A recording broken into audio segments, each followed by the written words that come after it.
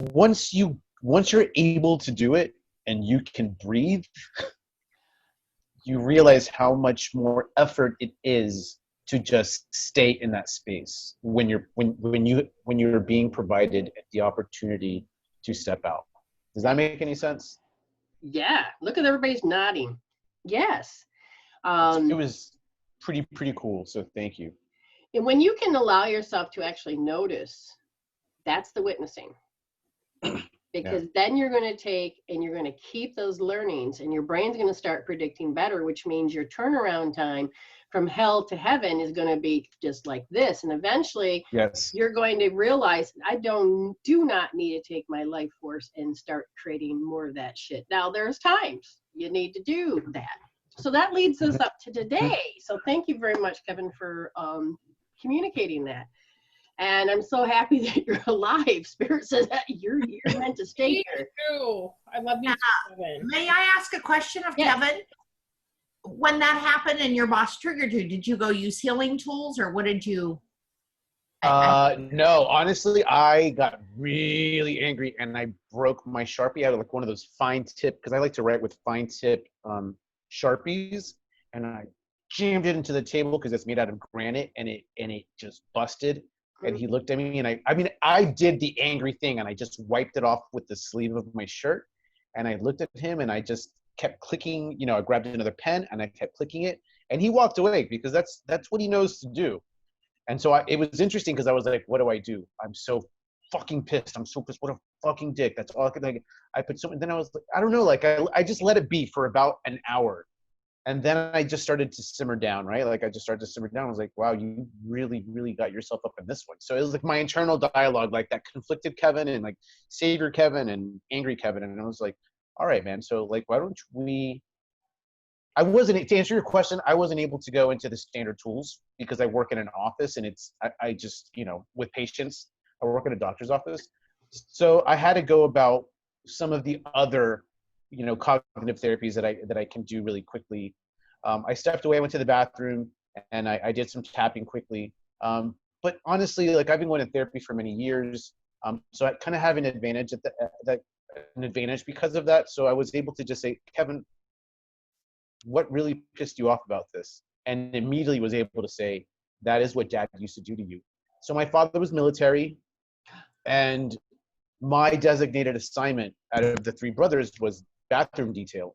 So my father used to lift the toilet lid off the tank, and he would wipe the inside out, right? Like he'd make sure that I had cleaned.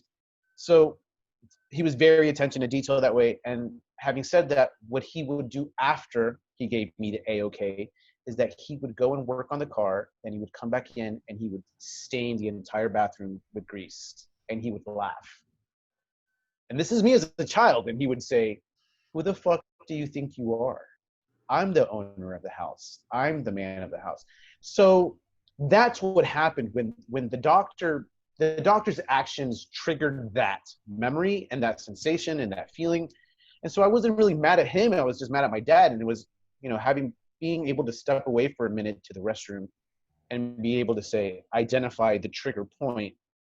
It enabled me to simmer down, and it took a little bit. And then that incident with that enormous tree falling, I was like, ooh, don't sweat the small stuff, kid, because look what just happened. You almost fucking, like my glasses went like that. And I'm like, there was no blood on my face. There's nothing.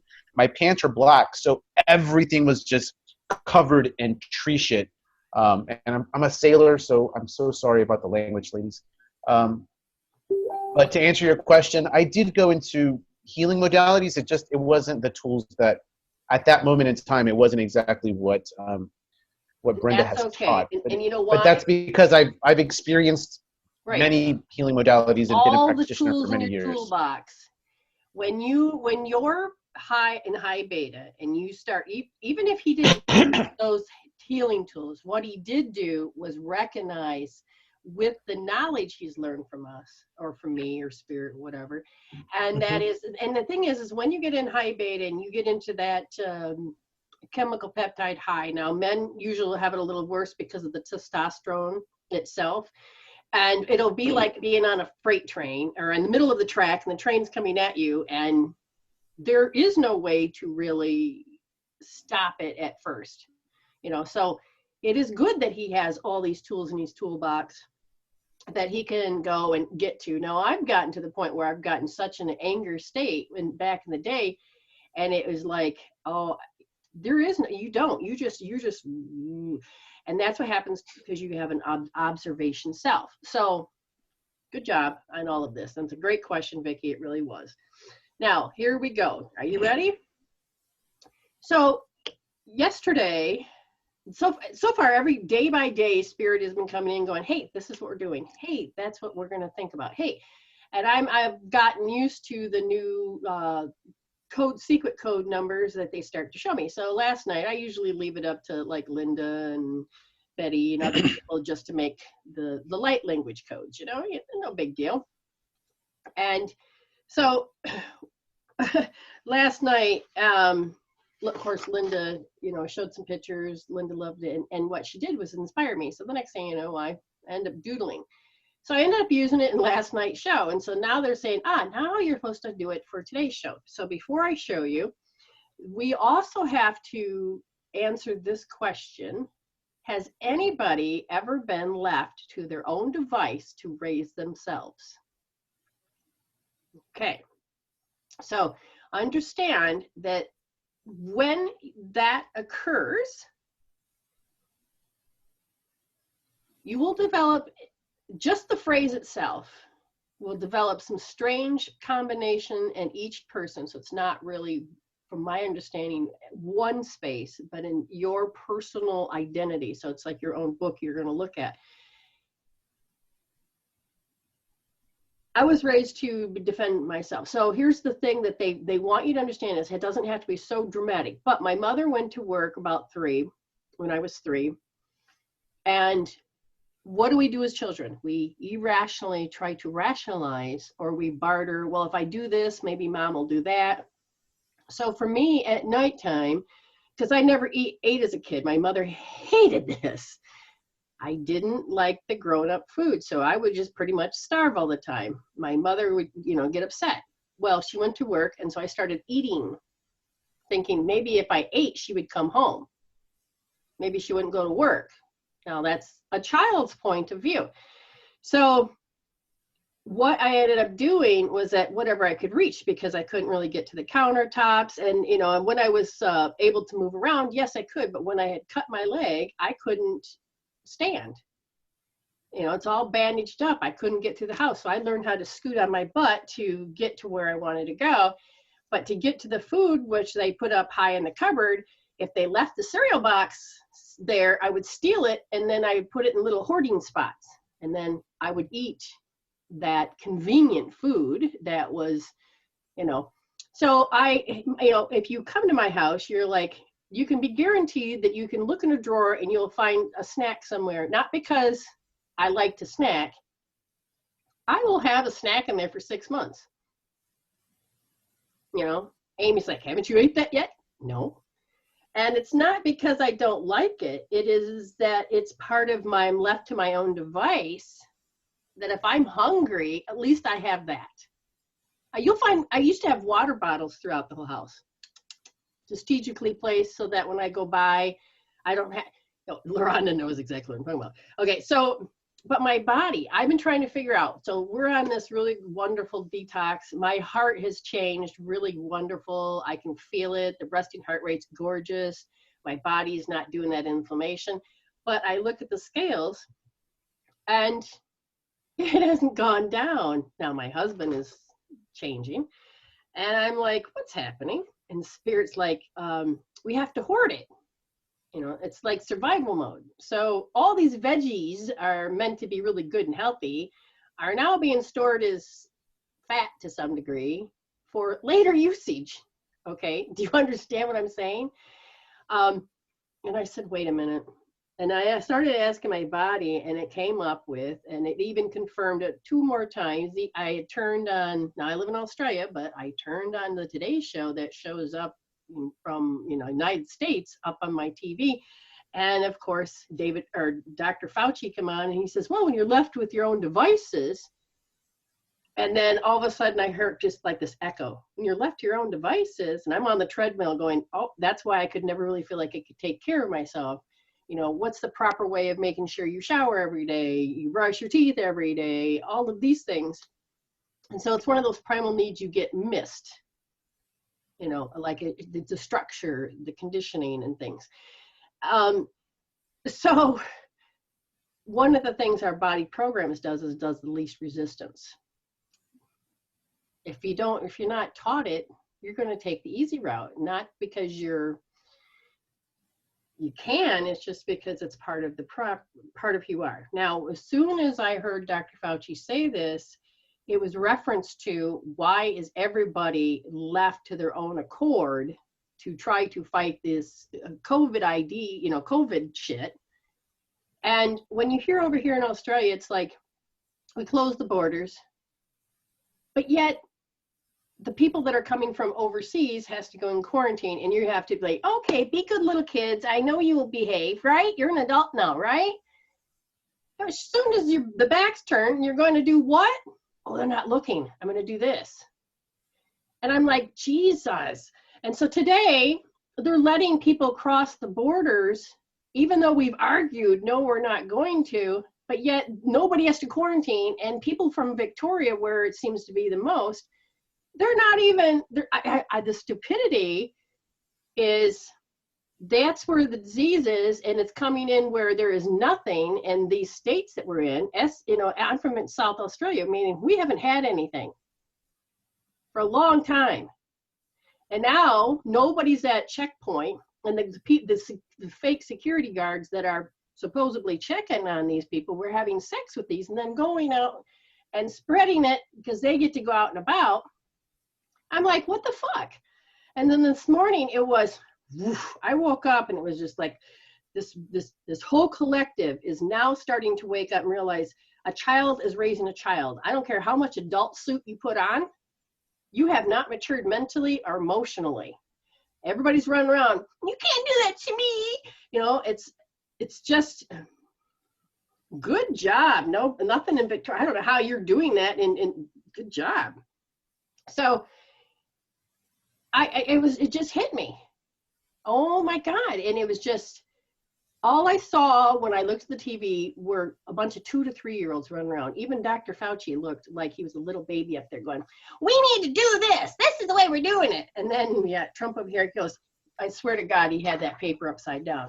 Look, we got the lowest in the land. I'm like, and I'm looking, and all I could see was that they're 2 and 3 years old. All they kept doing was, I want this particular outcome, but it's got to be done my way. And then as soon as you're not looking, you're going to go do it. And I thought, oh my God, we haven't healed that part. Do you understand what I'm saying? We haven't healed that part. How many of you got that part still? Okay, it's not that we have to obey. This is how we actually, and a lot of us timid people will, you know, obey, and all of a sudden, you know, get a little freedom over here. What do we actually call freedom? So, and nobody is watching anybody. So if you got a criminal at the top of the thing running the countries,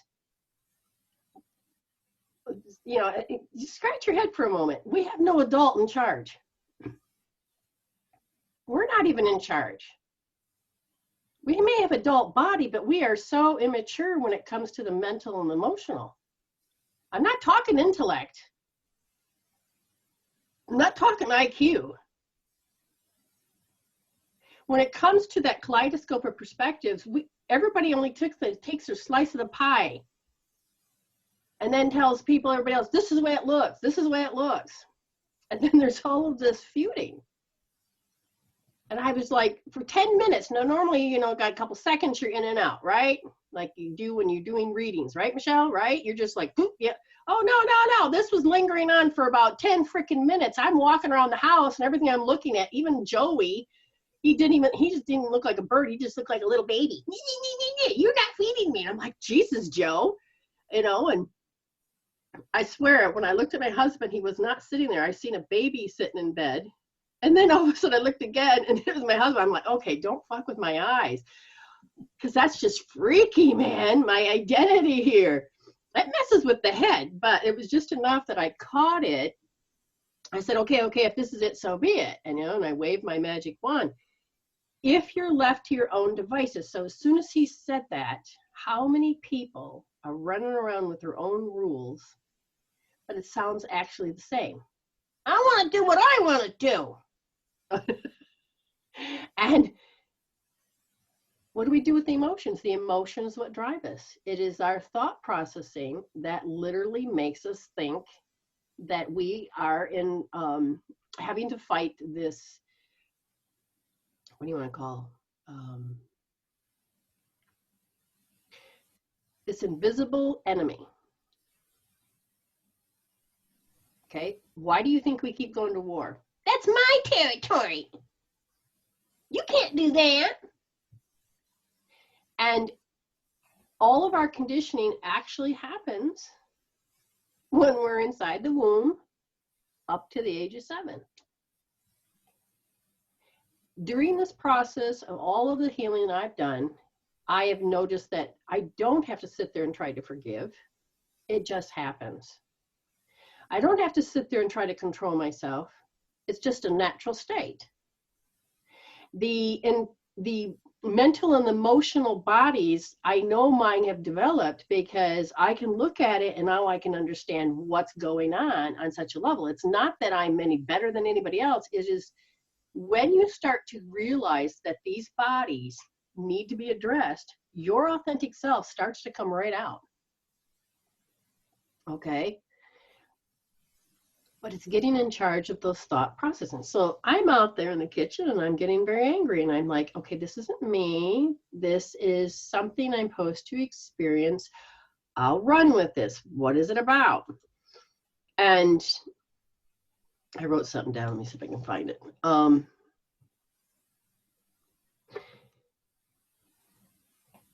Yeah, okay, sour grapes. Sour grape conditioning environment. How many of you grew up in the environment where it was just negative? I mean, they swear to God they're optimistics, but they're a bunch of negative nillies. Yeah. And I would always drive me crazy. And it took me years to figure out why I was getting so upset. And I realized it didn't matter how much happiness I had. People would always say, "What's wrong with you?" And I'm like, "What are you talking about? I'm happy." Or I would start to do something and somebody would criticize that joy. Like I had in 2004, up until 2004, I still knew it was that way because the computer. So I was raising my children and I said, Mahatma Gandhi was something like that, be the change that you seek.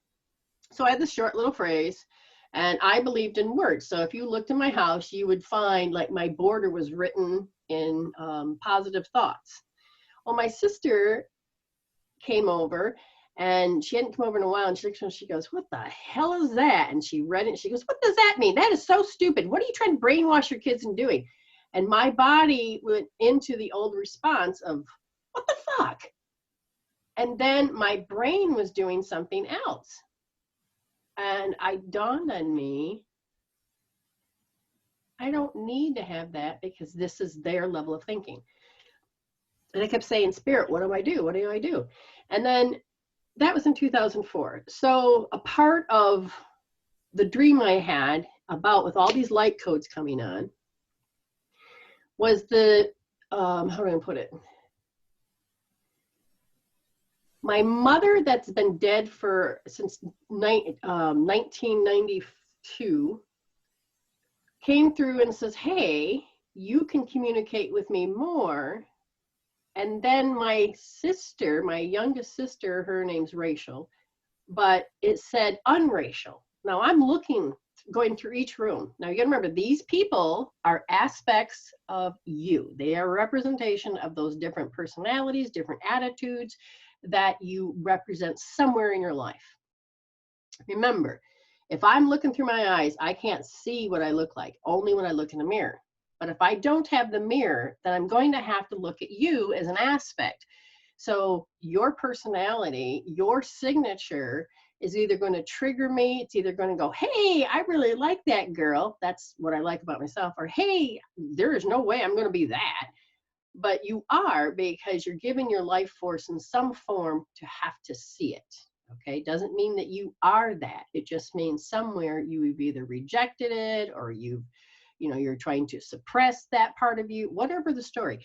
So the dream was unfriend, right? But it was unracial. So I have to unracial myself. Now, when time I ever think of my sister's name, I think of the racial difference. It's time to stop dividing everything. Stop seeing everybody as the enemy. So when you think of sour grapes, and the sour grapes, it took me a while to really grasp because you have to, in a way, you have to look at certain experiences in order to get to that particular type of meaning. But it refers to an attitude in which someone adapts a negative attitude to something because they cannot have it themselves. That's my whole family. They realize they can't have it, so it's like, fine, fuck it. And then they just have a negative attitude. Or they'll turn into trolls and get mad at those people because they got it. And I kept thinking, okay, for so long that everybody's just negative. But it's actually a sour grape attitude. Like in here it says, like the idiom is things that somebody pretends to despise because he or she cannot obtain it. A putting down or expression of disdain about something that one desires but cannot have. So does that make sense? So like this person says, I think comments about the new car are just sour grapes because he can't afford it. So and when I used to think of those, I used to think of, how do I cope, handle, and deal because I don't have it? I will adapt an attitude to make it so that it was less painful. How many people do that? Okay. This is what's being asked of you on a collective energy, that if you can look at, do you sour grape? Do you need to do it? Do you have to get mad when other people do it? Now, see, when I started to wake up, oh my God, sour grape people would piss me off. It's like they wanted to attack you. But in some cases, some people did. And then there were other people that just did it because this is just the way everybody does it. And when I started to really define how some people would master sour graping, but make sure they could hurt others, it notices the intention is different. The jokes, the comedies. You know, Vicky pointed out, hey, you're ruining movies for me or something like that. I'm like laughing because it's not that I'm ruining it. It's just that when you wake up, you're like, I'm actually done playing in creating this. So when you start to do the soul coaching today, I feel like you have to begin to wake up. How do you react to when people sour grape? Because a lot of us go into a defense mode. And that's huge because that's usually the one that consumes us the most, is that this is where people say, oh, aren't you sensitive? And I thought for the longest time how some people intentionally did it, but there are still a lot of people out there that's just flippant talking, but still strikes a chord into all of us that go in and pick up that sensitivity, because again, it's a frequency that carries a low vibration. And if people are delivering it, like, was it Rhea that said that she looked like the serial killer? Well, hold on, let me get my resting bitch shot face out. Hold on. Really?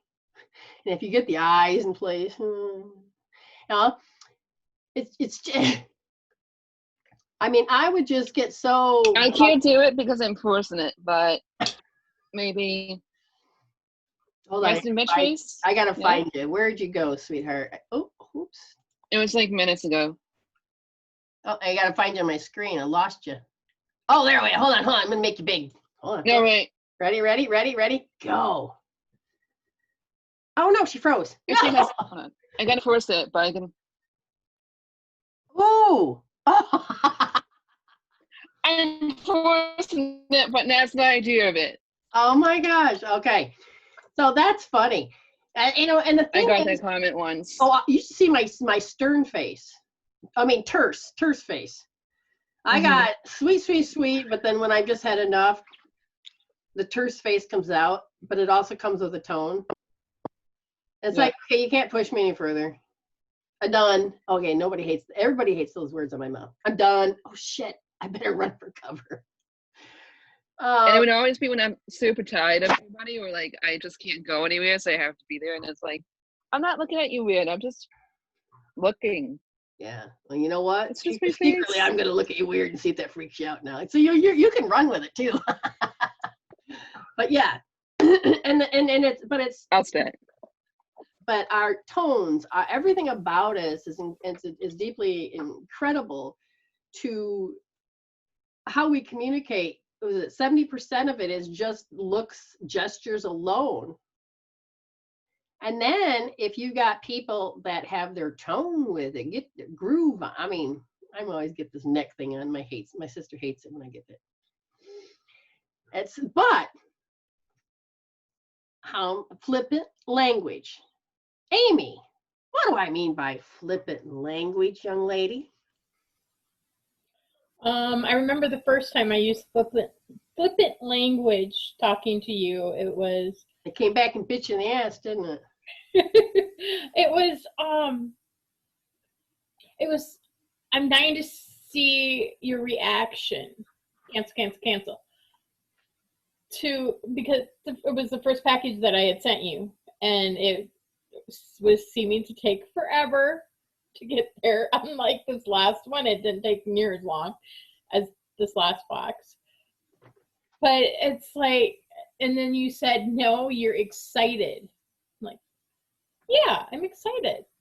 Yeah, because what does it do? It dulls the actual feeling that you're feeling. So you're trying to figure out a word, and it's like our vocabulary is only like 5 words. It's not that you're stupid. It's just that we take what's comfortable, familiar, because we're left to our own devices to try to explain it. But her flippant language is that, not just you, but this one person, and she would just go on, and part of her story was that she had to bitch about people. Because that's the style. And I finally had to call this person out and say, look, do you understand that this pattern of the way of talking and thinking is a personality, which is fine, but you have the energy that goes out and you keep attracting people. So in one breath, you're saying this, not aware of what you're doing. In the second breath, look at all those damn assholes. Look what they're doing. They're doing this to me. I'm like, but if you're telling yourself stories that are not true and using that language of, oh my God, that really gets to me. Oh, how many times have you like, I'm just sick and tired? Okay. Your body's listening. Your immune system's listening. Your nervous system says, oh, she wants to be sick and tired. We're going to put that shipping out right now. She's ordered it, or you won't give yourself a break. And then when you get it, you bitch about it because you won't give yourself a break. So flippant language, in a way, your spirit is telling you, like, by God, my body will go, you got to go pee. Oh, I got to go pee, I'll say. But is it registering? Yeah, but am I going to do it? No. So then my body starts getting antsy if I don't do it. How many times have you ignored your body?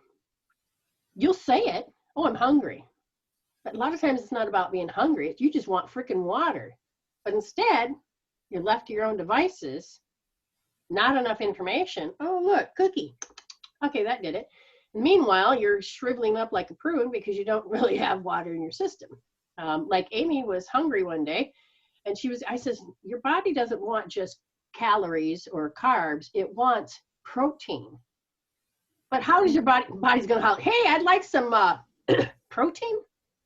We'll laugh at it. It's not dinner time. Let's have a cookie.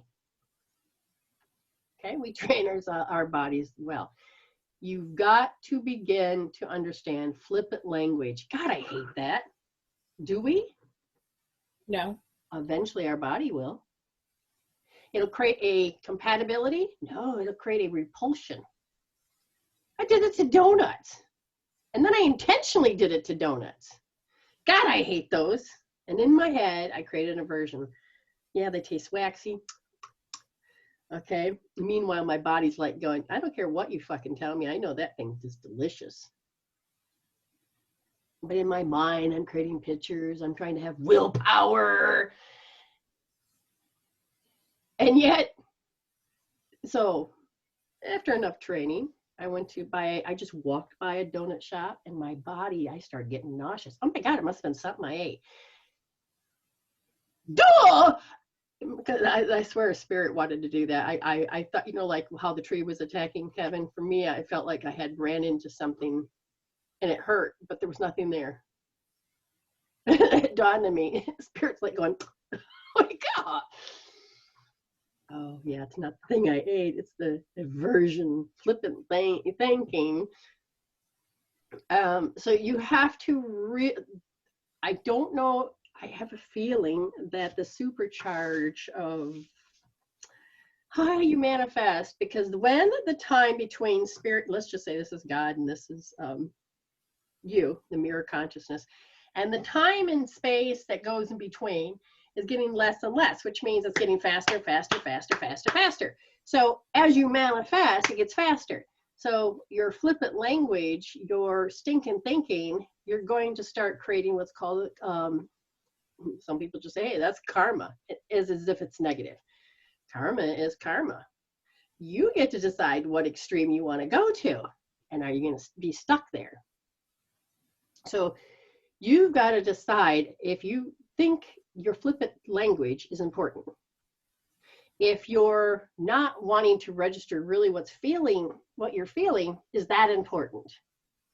Okay, yeah, I'm cool with that. Inside you're like, no, I'm not.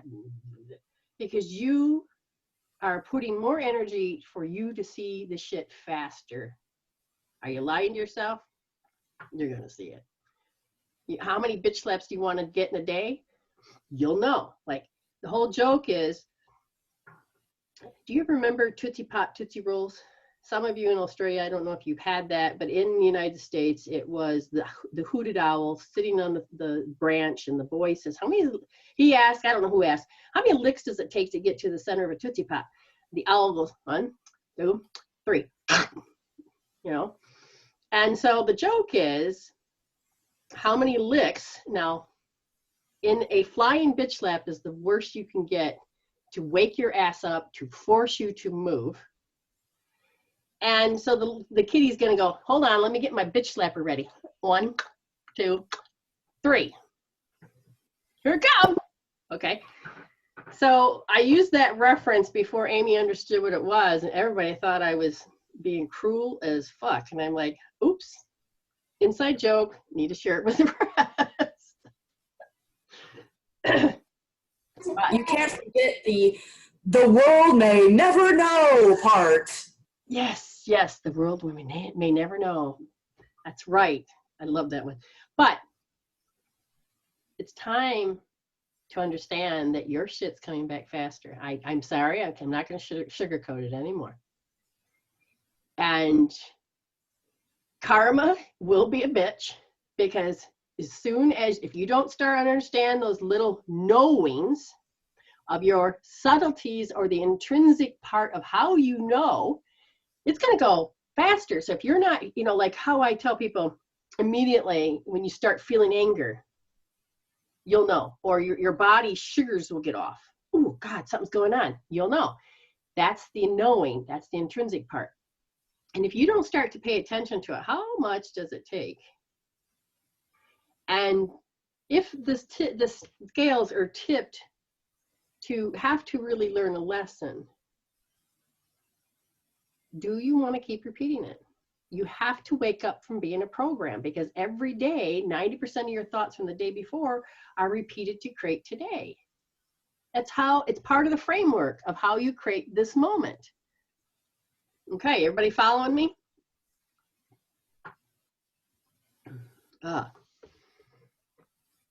Yeah, and a lot of people, when we start to wake up, it is part of us is noticing we don't want to be in that conditioned process anymore or that type of thinking, which is good. But do we do it to ourselves? We may kick those out of our lives, but can we wake up and stop doing it for ourselves? Our body still holds those conditions, which we haven't taken care of. Okay, you live reactionary, you live with different thought processings that are stuck. It's when the child either decides to stay timid or not. Amy's been working diligently to help her do the obvious, which is to get a life. Just put it shortly like that, okay? She's got a life, but in retrospect, to really thrive, she's got to get a life different than what she has, which is what? You have to create a personality that you've never done before. So most people that have cancers, PSTDs, and any of those, the only way to realize it is that there's a source greater than you, and that you have to create and invent a whole new you so that your personality can create a better personal reality. So Amy has been looking, and she found herself sitting in a closet in a really tiny cupboard with the door locked with her. I mean, this is all I keep seeing. And she's peeking through the keyhole like, is it okay? Is it okay? And she can only see very little. So then she'll attach herself energetically to, oh, I'm not going to look over here. Okay, I'm going to focus on, oh, then over here is too much. And then she's had to face her. I mean, she keeps like spinning out. She's like, what the hell? And it has a lot to do with her inner child that's stuck. So, I know I've thrown a lot at you. Danny says, so help me, if this lesson isn't spirit trying to get me to tip the scale for a dark night of the soul, I might go crazy. Interesting. And the thing is that we all are going through a collective dark night of the soul. And to put it bluntly, what is that? And that is your soul is in the dark, okay, of what you're going to make a choice of. You, the conscious operator, are oblivious or ignorant or, I don't want to know, about a program like sour graping that you're doing. And if you keep repeating it, it becomes a dark night because the soul keeps asking, can you heal it now? Oh, shit. Ooh, can you heal it now? How about now? Ooh, how about now? And we're over there going, you know, or we cry or we do this and that, but we're still thinking, the coherence, the brain, heart-brain coherence, the soul, body, mind, and soul coherence, that has to come into action. And we have to stop letting the immature parts of ourselves raise ourselves, communicate with ourselves. It's time to take that level of action. And if whether you want to play or not, our chakra levels or the level of consciousness are developing. They're going to upgrade without you. And if you're not willing to learn the next part, you're going to think life is going to be getting worse. Okay? So,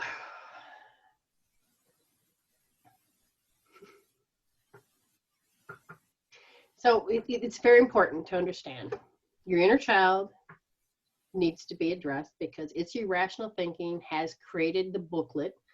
And remember, you have your own manuals, but your own book of life, to the degree of the time of zero conception up to whatever age you want to live, might be a coloring book.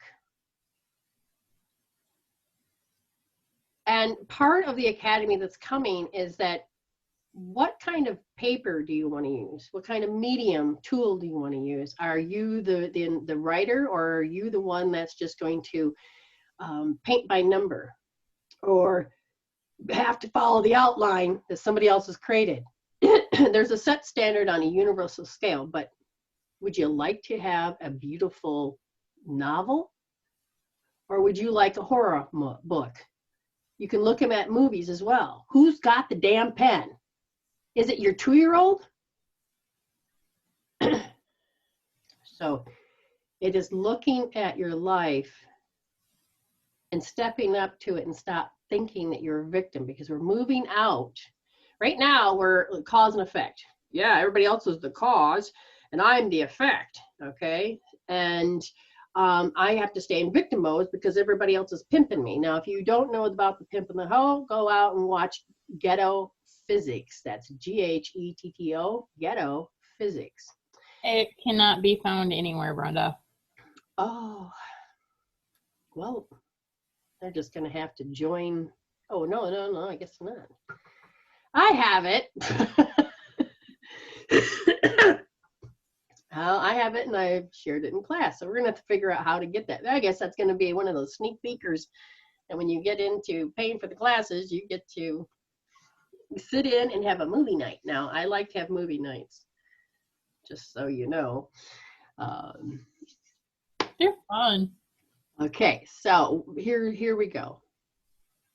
If you're ready, I'm going to hold up these codes. I want you to look at it, and there you can look at it as a whole, or you can look at them as very individual. But I want you to notice whatever speaks to you, because we're activating intentionally something inside of you. Only you know this.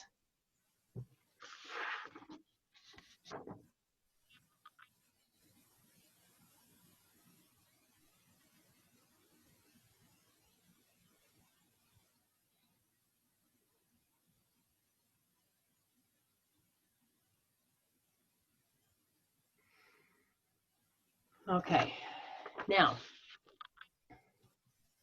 sometimes just looking at it. Now, Betty, she was on the show,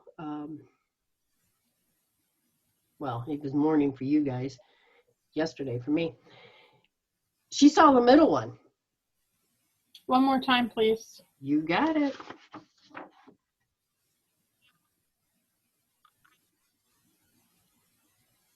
Can I show you something real quick? Yeah, hold on, let me find you so I can pull you up.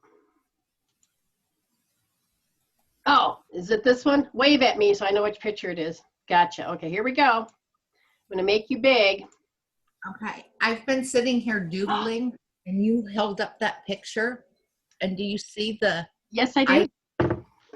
I hadn't. Right there. Yeah, and then also that other little one too. This one right here.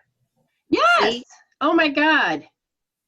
Oh Wow. yes. All right. I'm gonna. Yes. I wish we could side by side, but we can't. But anyway. Oh my God. That is awesome. Hold on. I gotta pin it. But yes, these in here. Now it's interesting because that's the one that Betty was saying how it, you know. Now see over here, this is intentionally not meant to be closed. And I have that too, but you can't really see it. They're not. I'm not gonna make it bigger. You can't really. They're not circles, but they're dots, and they're. Yes, they're just as important, aren't they? I'm sitting here like drawing what you And the drew. colors, yes, because you have to do that. Yes. Thinking I'm just doodling. You're tuning in very well what we're doing next. Excellent, excellent, excellent. So what's like I started to do these two, and then I don't know how these appeared, so I made them bigger. They're very, very important for whatever reason. Now I'm a light code reader, not a light code writer. I'm a light code activator. But apparently I was supposed to do these light codes. So now I'm adding something else to the little mix there. Whatever it is, some people can be connected, some may not. It doesn't matter. The point is you're exposed. You're here for a reason. You're exposed to for a reason. Light codes are these light switches. If you ever watch Fringe, great series. Olivia is meant to, with her mind, to turn on these little lights. And then, so she can get prepared, so she can shut off these lights so a bomb will deactivate. So the ability is to learn how to use your abilities. But light codes are the light switches for things for you to remember. Okay, things for you to help you get over. Because have you ever been in a situation where you feel like, Jesus, I can't seem to ever get over it? Some of them are going to be shut down, some of them are going to be turned on. Because we're moving into the 5D, that means we're done and dusted. We have to create closure. And that's one of the reasons for the healing tools, is to create this closure, to move on to a higher frequency. Don't get confused about vibration. Frequencies are those musical notes that help set the tone of your dimension you're choosing to line up with. Okay? So, now that that's happened, they're telling me, let's take the next part. Okay, put that down.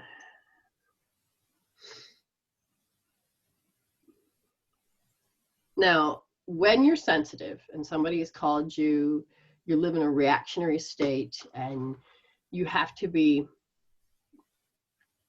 yes, music, that's musical notes, yes. And as soon as you hear certain music, now let me just explain that real quick.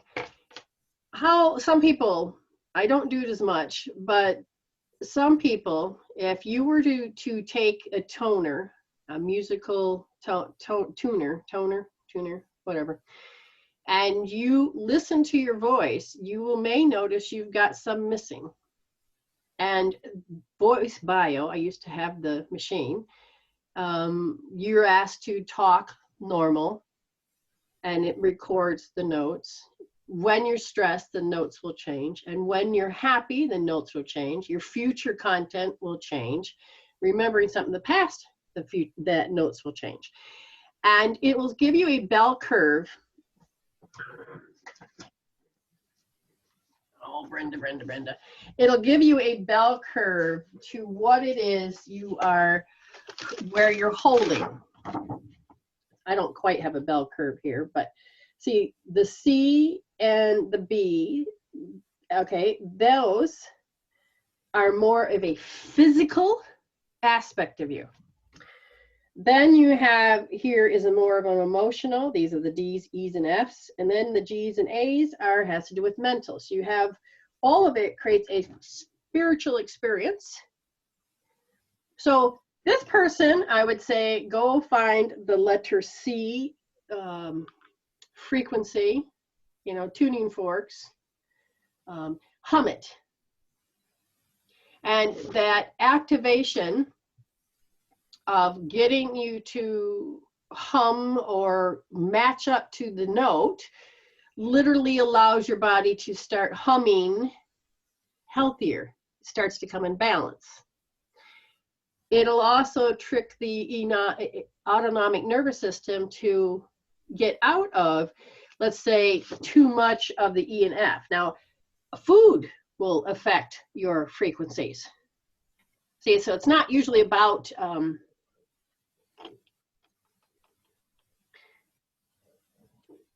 Jackie. Jackie has one and showed us. She has a Voice Bio. Is that what I read? I'm looking for Nosy. Where is she at? Anyway, anybody else here high pitch?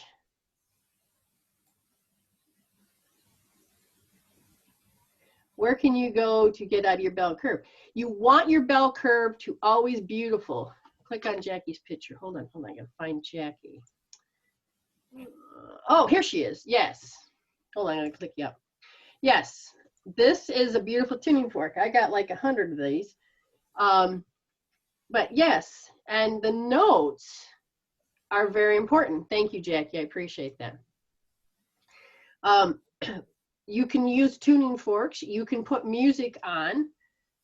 I have, not in front of me, it's a whole disc of each note individually, and I'll put them on. Whole tones will actually have beautiful music, but they're playing out a certain frequency that will help set your body and your brain to become more into. So like I got Christmas whole tones. I can just put that on, and I've got other whole tones, singing bowls, yes, will set it.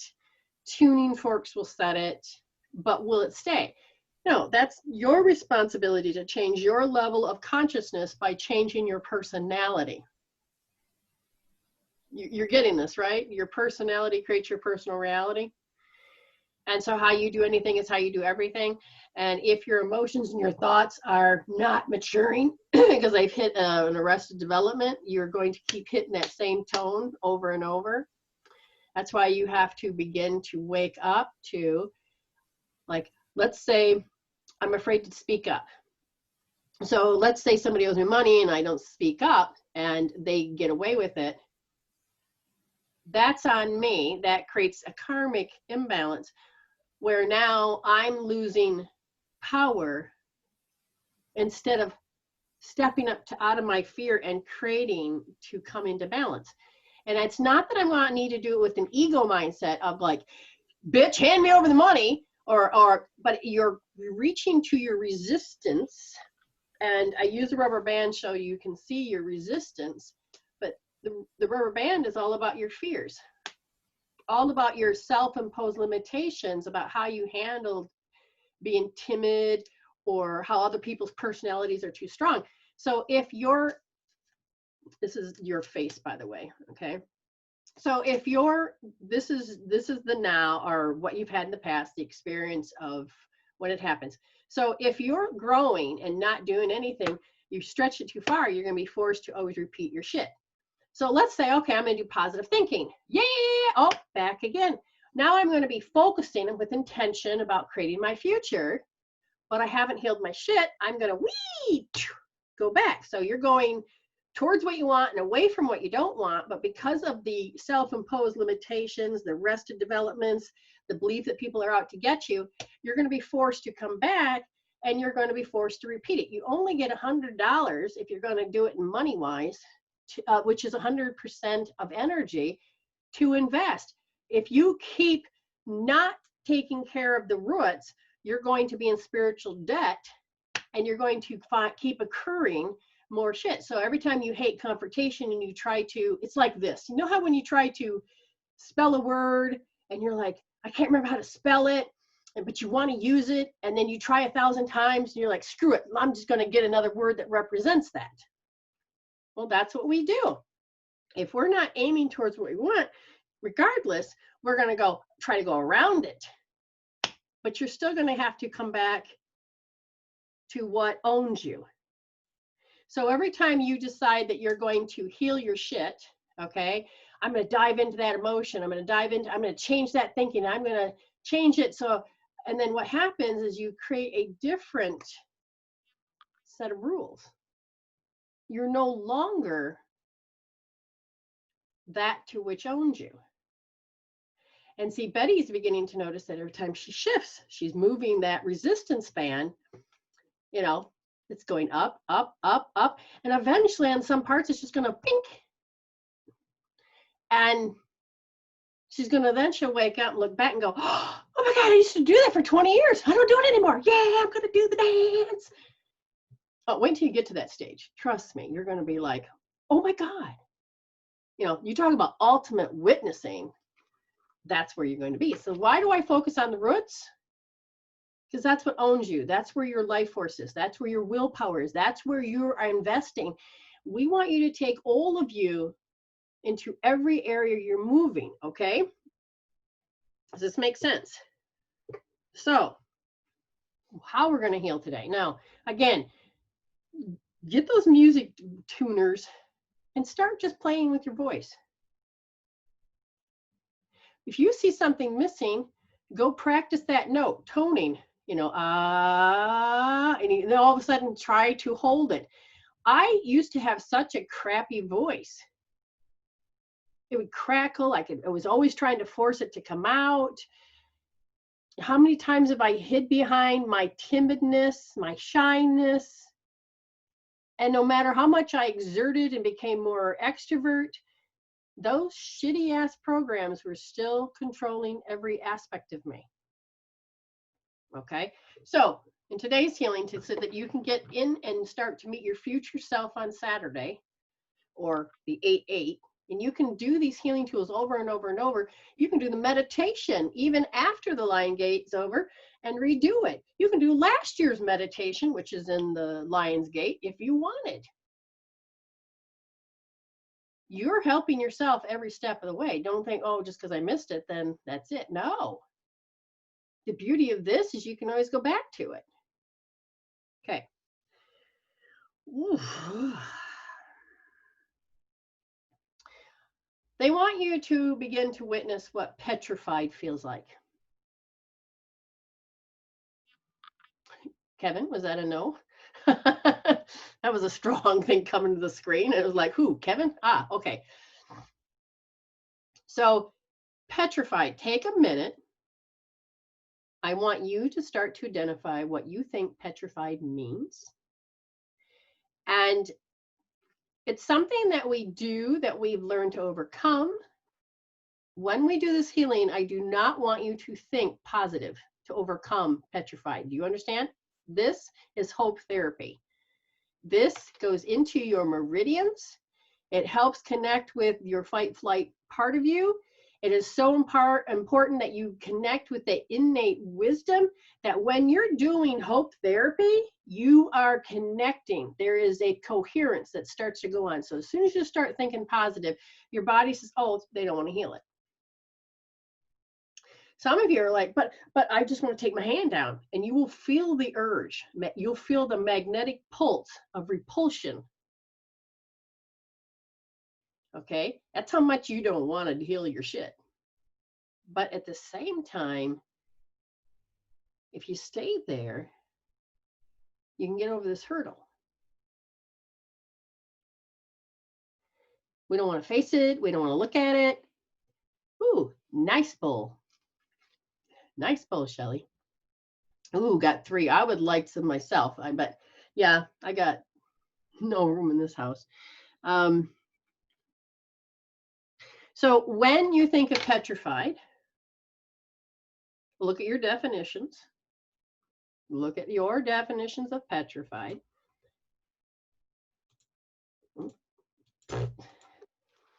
And then, like I tell everybody, you need to define it.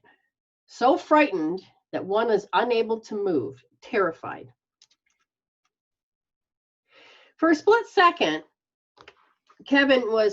her body was, huh? And it kind of was like a slow-mo.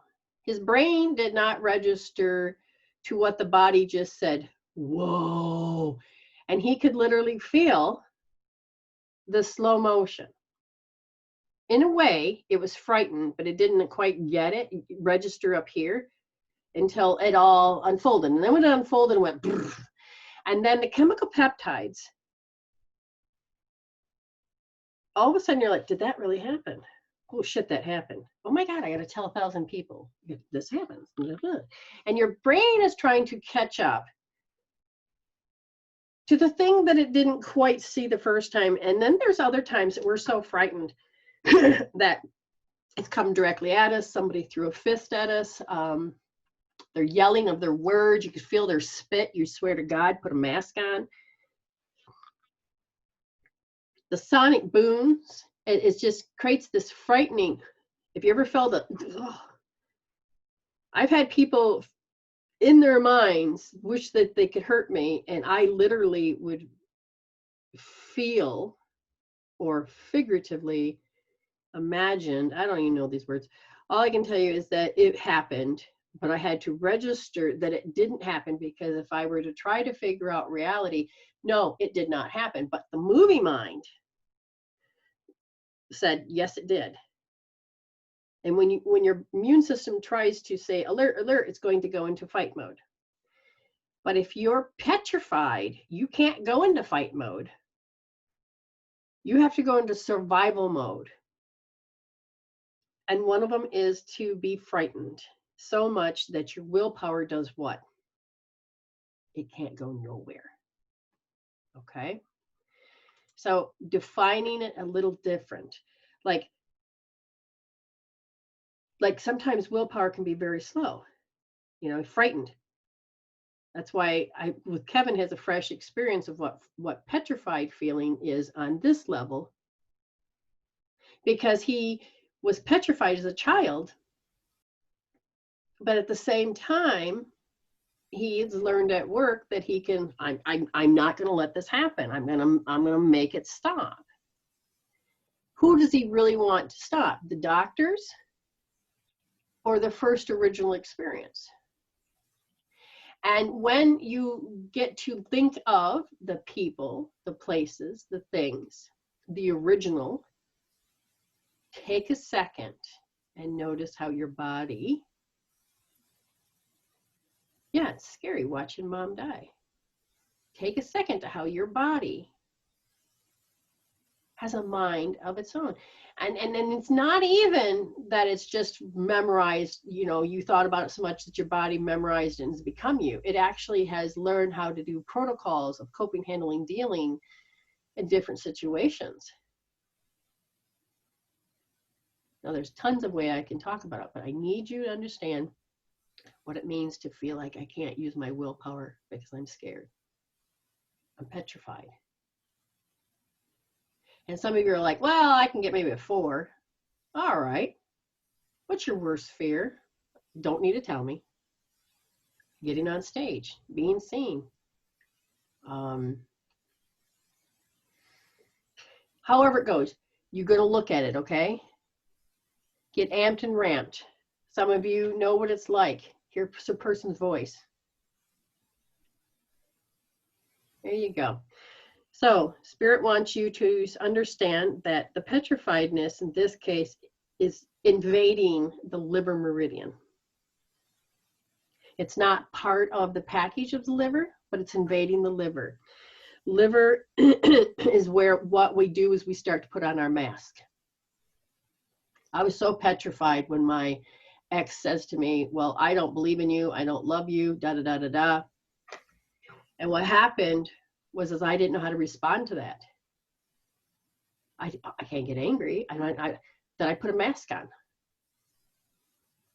And tried to figure out how does he want me to show up so this doesn't escalate into something. Okay.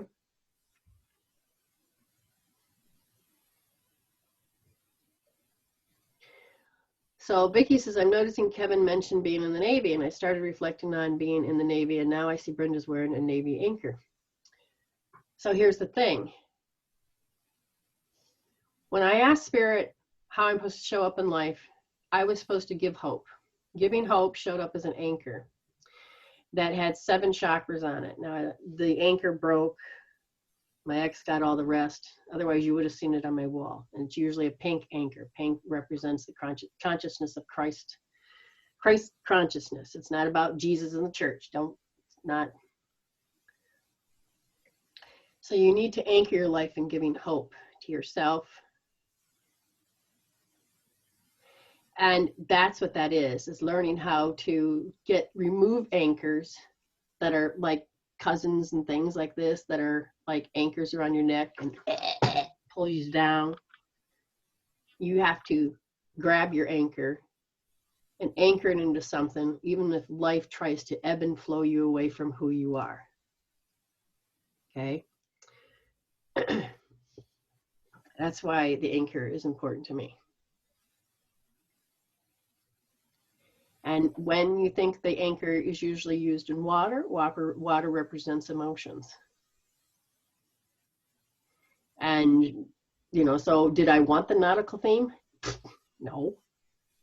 But I'm also the lighthouse. And Spirit says it's ready. You're ready. Now all of a sudden everybody's now ready. That's all I wanted. Good. Okay. Take your left wrist. Count down 2 fingers. Put your thumb in the second position, finger in the palm, wrap the 3 around, push your thumb in, and let's put our hands here on the forehead, the hairline, and then the top point. And if you didn't wash your hands, you can smell what food you got on there. I just inhale like, damn it, make myself hungry. But now, no distractions, get into Have you ever felt your will being petrified and it can't move? Not knowing how to react? Put it on a notice. Put it on a scale from 0 to 10. Begin to think it.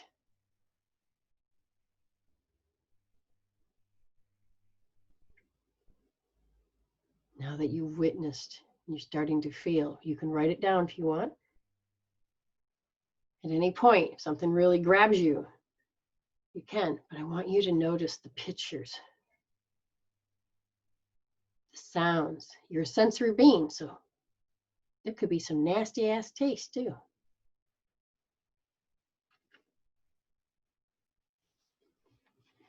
How many of you are hiding because you're petrified? Did you lock yourself in a closet? Did you have to put on, I'm a good girl, I'm a good boy, I'm not allowed to show feeling?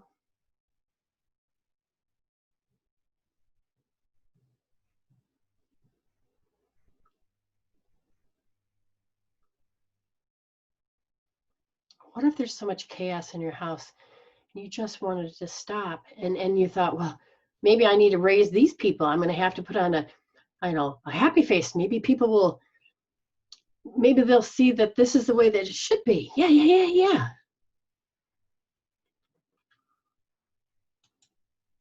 Diving deeper. I want you to take a moment and notice, where's your eyes? What direction they are in.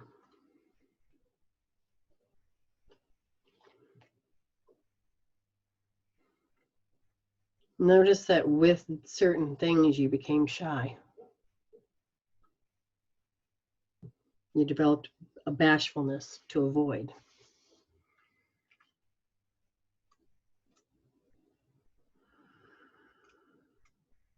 Did you have to overcompensate so it didn't set them off?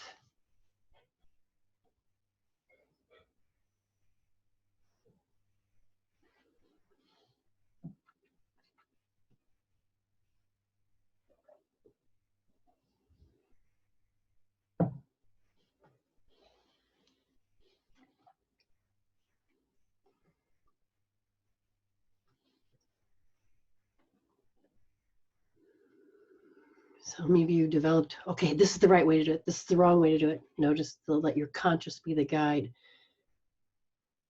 But who wrote that? Your fear? Did you learn it from mom and dad?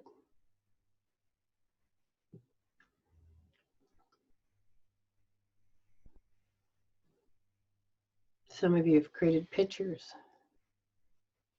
Oh, overweight means that I can be safe. Or if I just put a smile on, they'll go away. Some of you have been so petrified that you couldn't protect yourself, so people got to take advantage of you physically, mentally, emotionally. Some of you put on roles. Well, if I was just the rescuer and I always saved them, they would love me. Feel how you just wanted to get past it and cope, handle and deal.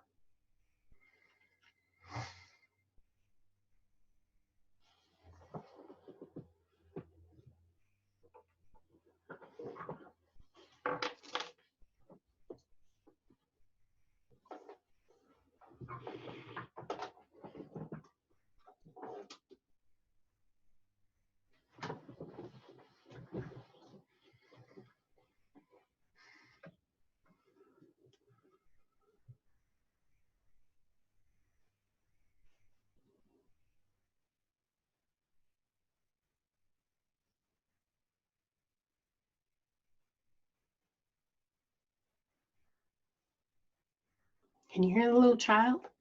Why? It's looking for an answer. Some of you are looking for the answer.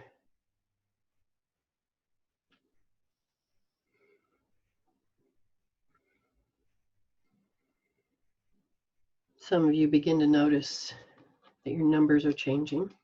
Don't force it. Let it be natural.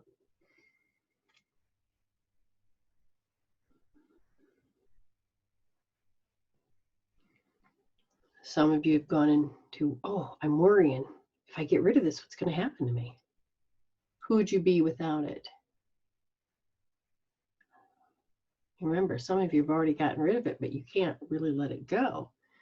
Doesn't matter how much you age. We need closure to this.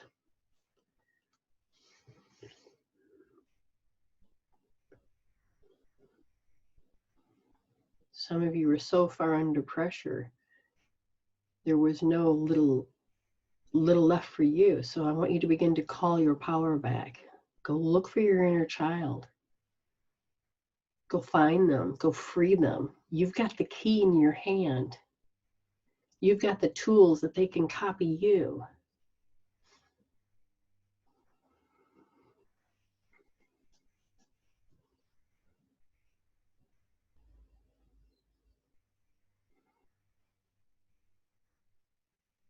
Hear how it's pounding in your ears that you had to behave or something's wrong with you, and it's always about you.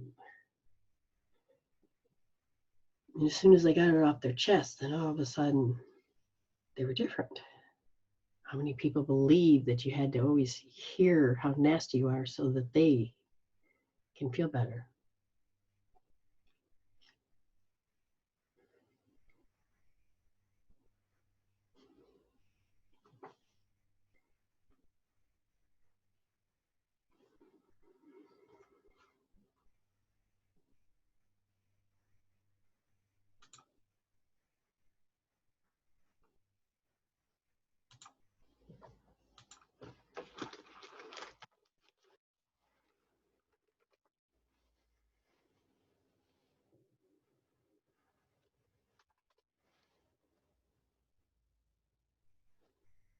Now I want you to notice the biggest thing of all.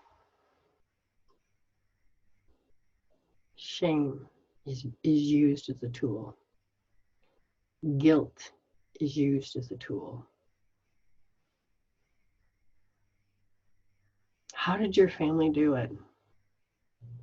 I was watching Will and Grace, and Will says, well, we're supposed to deny, pretend like we didn't see it, hear it, or know it. Grace says, well, being Jewish, you're supposed to use guilt.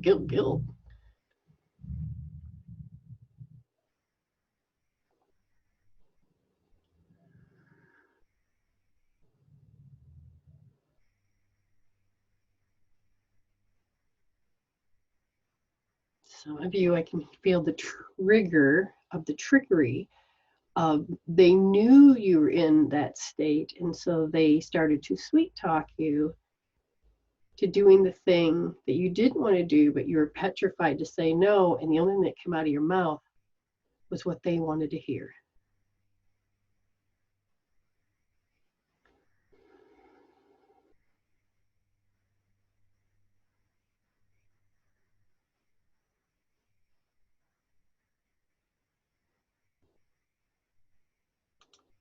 Begin to notice the number you're at.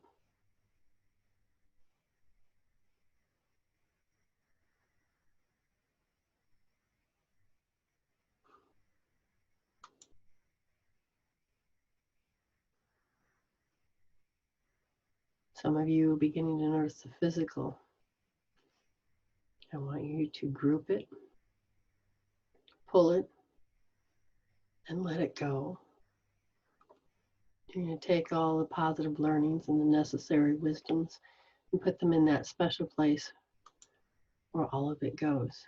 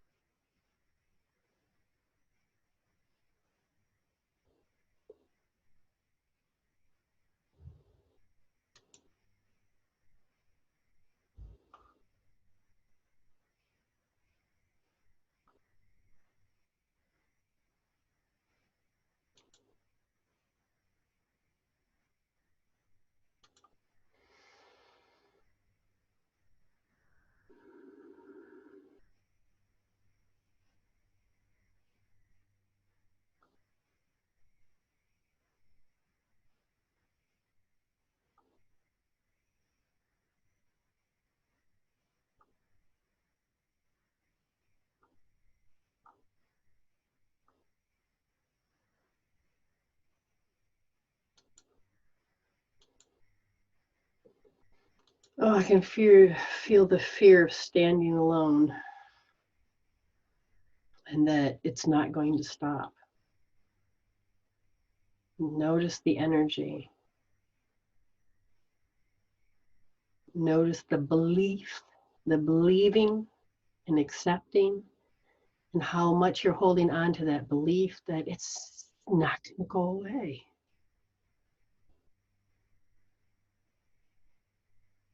We're going to ask that the super consciousness come in, communicate with your nervous system and your whole parts of your body.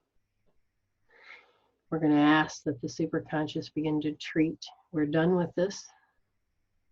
We're going to preserve all the necessary learnings, put them in that special place.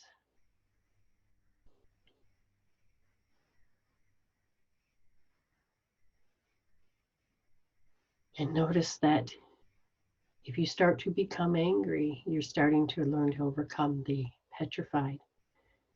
It's okay to feel those, because that is exactly where we're holding, is where anger is. Some of you are in a good spot now. Notice the little child is finally saying, I now see the full effect. You took advantage of me. Breathe it through, get a new number because it's anger. Just keep in the back of your mind what the number of petrified is. I was left to my own device.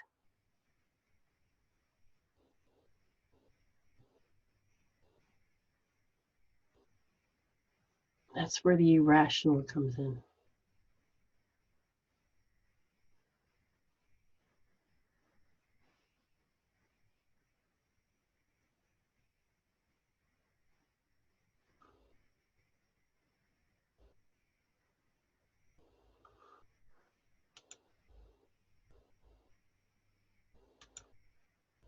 Remember to breathe things through. Some of you are having trouble removing pictures. And some of you are like, I'm looking to the upper right and I can see, and what you're doing is you got to remember you're in the construction zone. This is how you saved yourself. If I think what they think, and if I try to overcome it and come up with an answer and I do this and that, I want everybody to take all of their eyes, look to the lower left, lower left, lower left. I want you to hear your internal dialogue. See the pictures. 1, 2, 3. Take it deeper. Remove, transcend, let it go, let it go.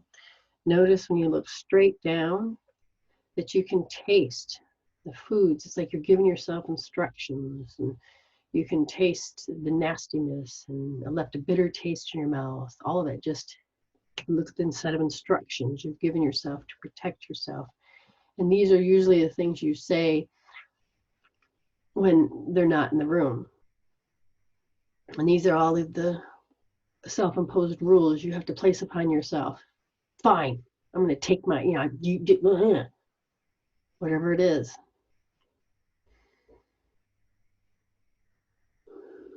Remove, transcend, let it go, let it go. Look to the upper right and notice, well, if I do this, then they're going to do this. If I do that, I'm going to take my power back.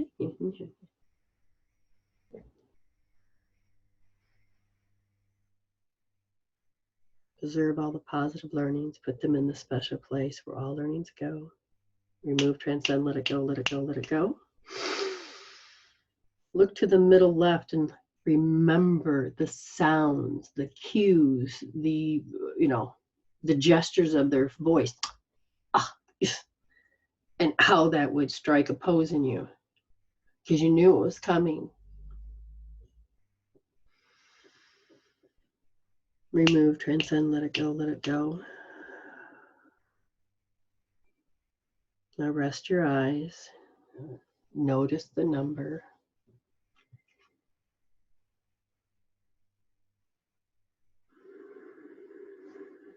And if you're finished, take notes, witness to yourself. Any type of shift, be proud of, just keep going. They are the enemy. That is what you see. They are the enemy. And what does the enemy have? How big are they compared to you? Who holds all the power?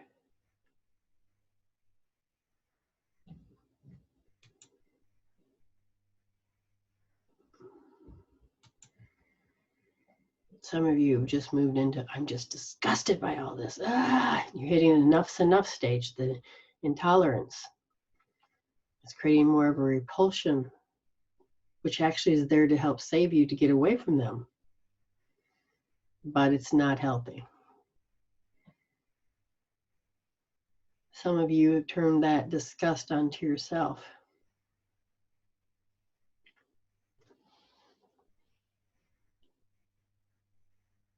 Remove, transcend, let it go, let it go, let it go.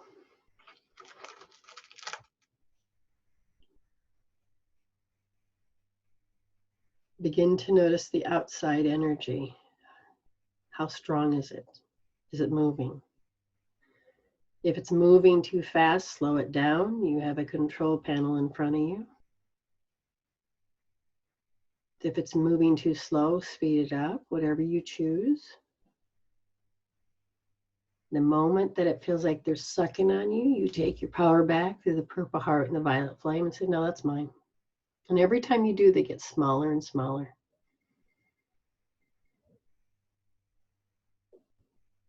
And some of you are like, but I don't know how to live without them. No worries, we're going to create a different chord. So start to take back your power. And when you do, your fear starts to disappear now. Petrified begins to disappear now. Your frontal lobe becomes balanced.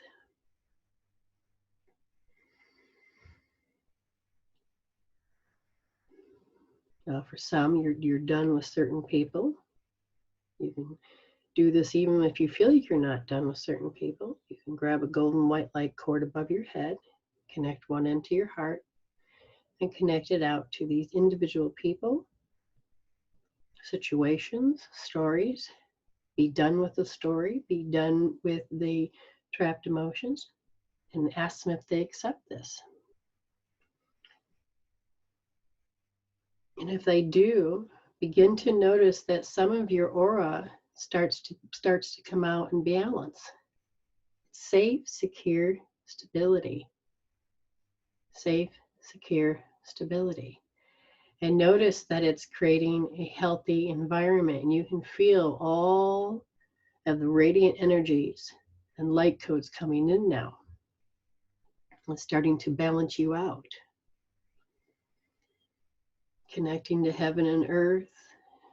Figure eights might start appearing. Connecting to the Mother Earth. Now again, are you wearing a mask? Measure it. Do you really need to be petrified anymore? Or is your movie mind saying it's still happening even though it's not true? It's time to take and dissolve that old movie. Letting the memory to be the memory.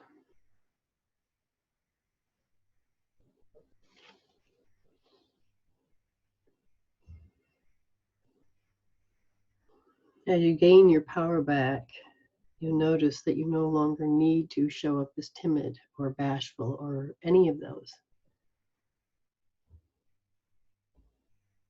And if you feel like you're done, you can ask me, check me.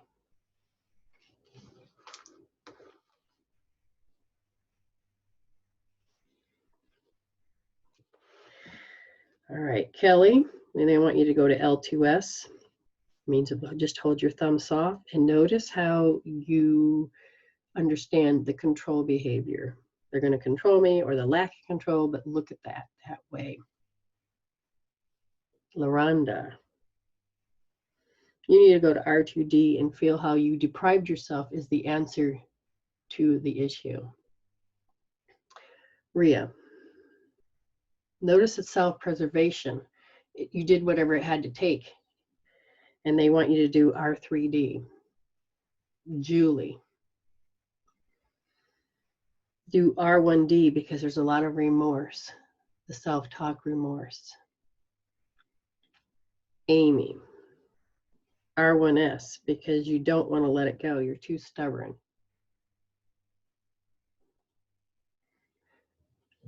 Julie, L2S.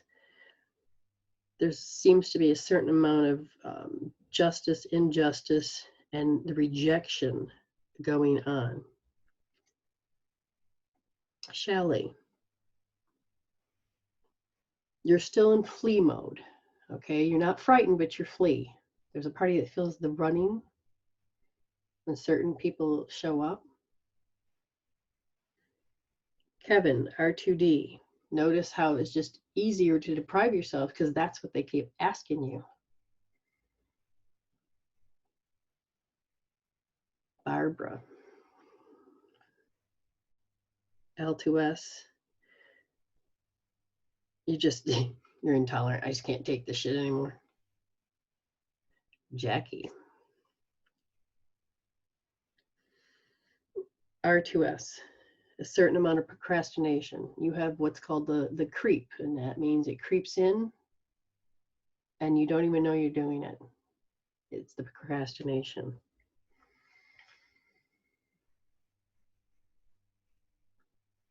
Angela, Rhea, hold on, I get back here. Yeah, Rhea, there it is. Jules was the second one. I'm sorry, what? Julie Smith was wondering if she was the first or the second Julie. Oh, shoot, did it again. That was you, Julie. Yes, sorry. And Angela, again.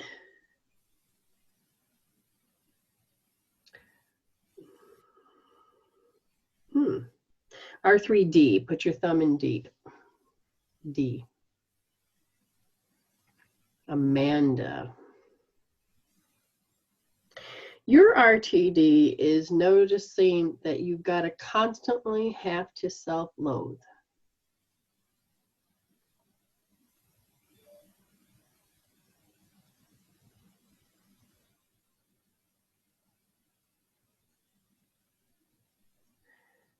Yes. Very good, Kelly. Very good. Kelly, go to R3S and notice how they force you to go into a self-pity mode. You're supposed to go, woe is me of my troubles. And it's like it locks you in that position. She writes, I realize I'm petrified in any sort of confrontation. And it'll be something you won't even know because you're ready to confront. But it'll be one of those automatic behaviors that come right up. And then she says, then I try to appease them to make the terrified feeling go away. And when you're ready, Kelly, your body is ready for you to address that terrified feeling, and you would hold L1D for that. Because that's the control of behavior I face. Yes, very good. You're aware of it.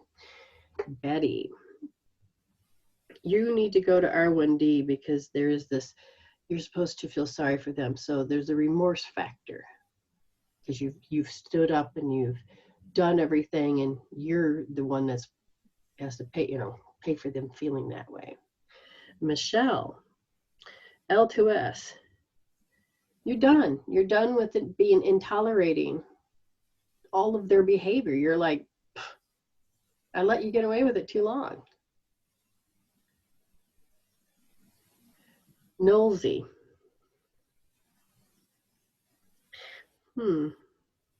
For you, it says that you keep making sure you do self-deprived. And it's part of your story, which means you have to hear how you talk.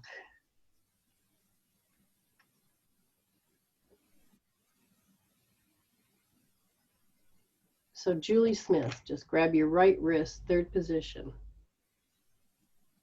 Down here, the third one is where you'll put your thumb, your finger in the palm, and you're going to push in. Okay? LaRonda. You're still doing a lot of procrastination. Make sure it's R2S, procrastination.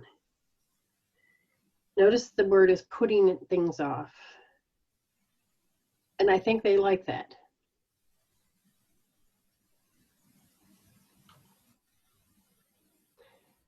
Shelley. Okay, so they said make sure you hold left wrist first position nice and soft, L1S.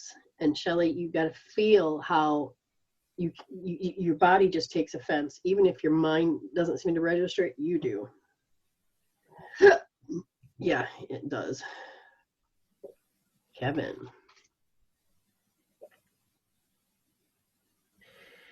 You have to look at how you stand in judgment, how they stand in judgment. You've come to the stage in your life where I'm not going to let it happen. So you are ready to let it go out of the heart. So a little L1D, left wrist, first position, deep.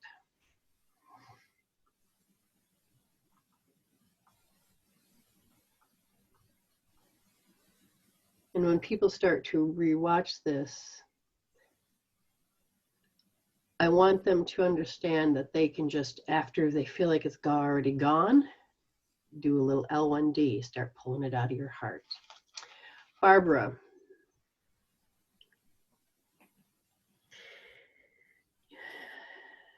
They're pointing to seeing how other people have, that are like the wood element, and really seems to feed the fire. Like they will just provoke you, push you until they get to where you need to be, and then they'll take advantage. So keep holding L to D. Vicky. You're not bad, Vicky, but there's this oversympathetic. You're oversympathized to the point where it pulls you in. So you're absorbing now. You're getting pulled in.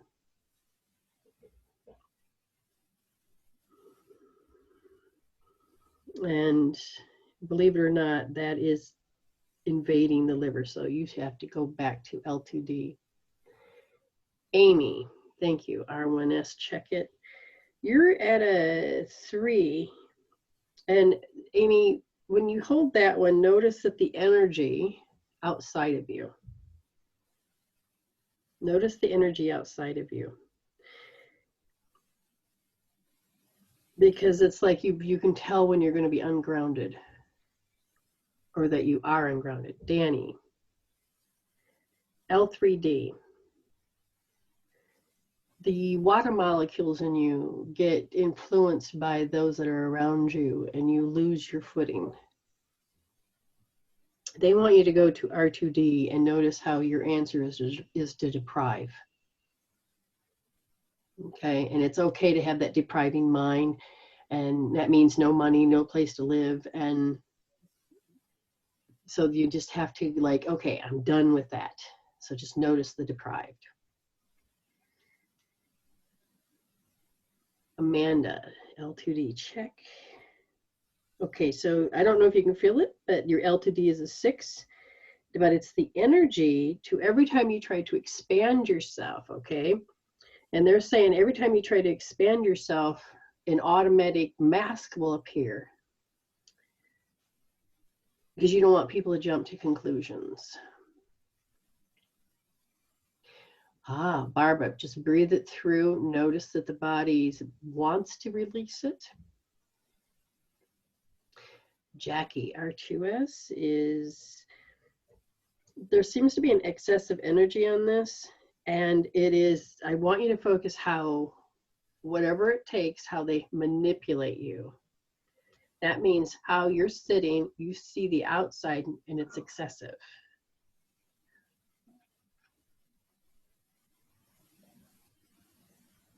Ah, good job, Kelly.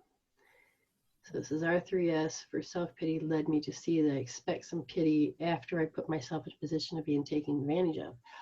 Good viewing, good job. Then after L1D for terrified feeling, I realized that I have been in a situation which I completely lose all power and thus control. That, yes. So we want you to notice that you've learned the ability to manipulate others. That's L2D. Nosy.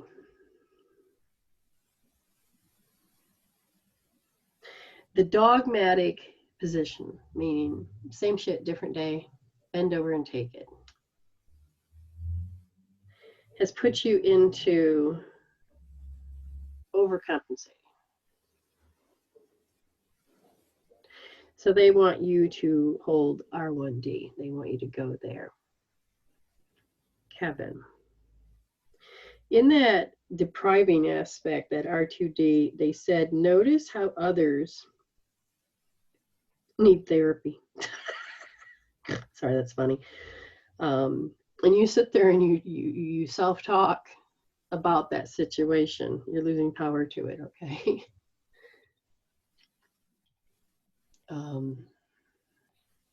No, it's not that you manipulate others. You know what it means to manipulate others, Kelly. You may to stop yourself, but maybe you need to have the balls to understand it and get that power back. Doesn't mean you have to use it. Okay, so you see them do it, but you're creating a restriction on yourself, which means you're still losing power. R1S for Amy. You're so close. You're at a 1. I want you to kind of focus on the inside. Notice how maybe parts of your body want to behave that way. LaRonda, R2D, procrastination. Oh, you're so close. It's a 1. You too also need to look inside and see how the vibration will either throw you into procrastination or you're triggered to do an automatic response.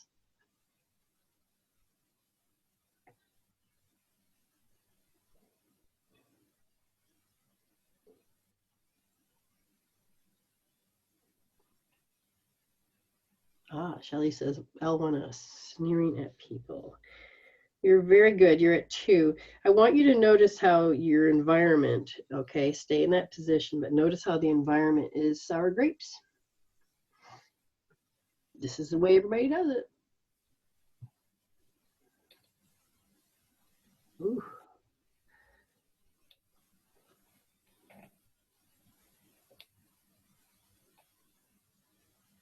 Some of you need to drop into a feeling of weakness, of the actual feeling.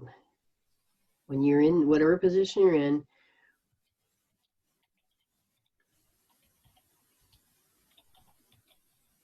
Amanda, L2S, you're a 2. Notice that the energy that's in your body is that it has to match others.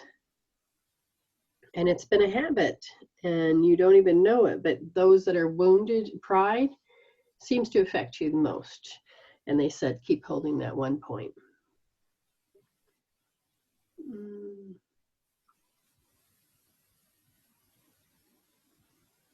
Amy, you're good.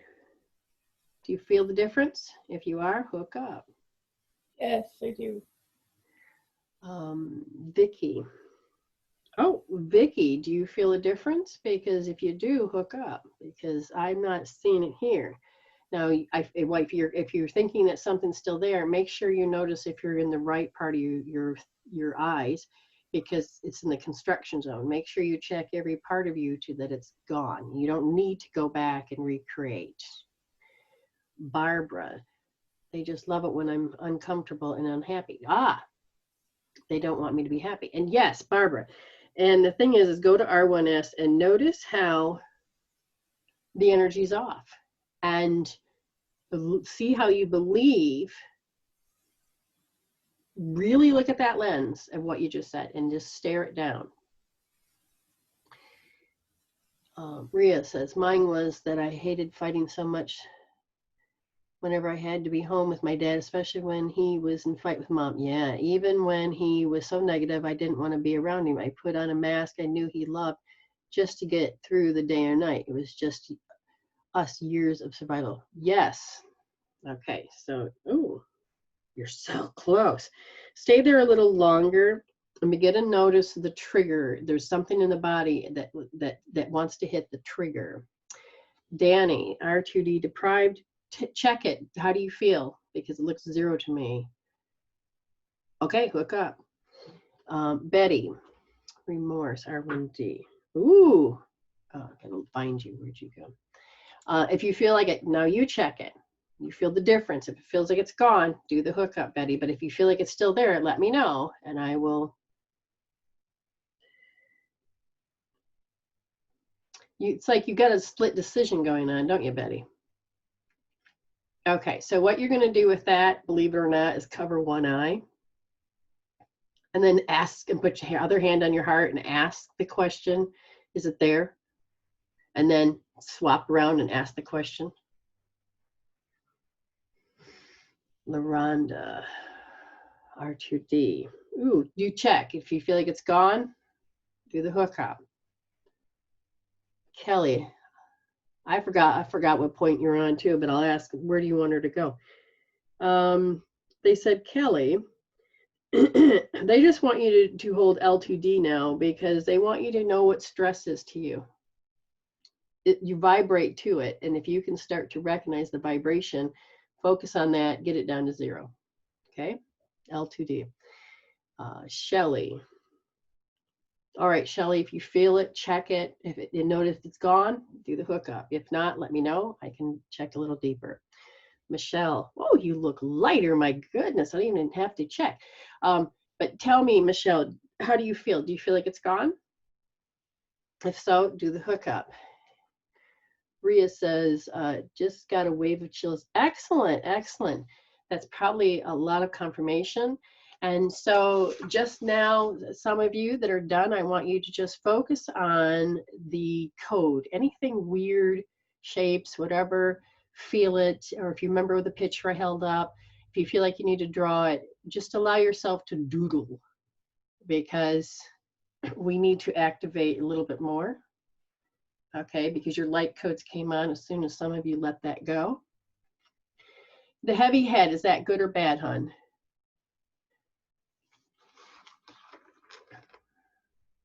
Amanda. You have a tendency to do over-concerned, and they said, notice that's your go-to, R2D, because you've watched everybody else do the over-concern.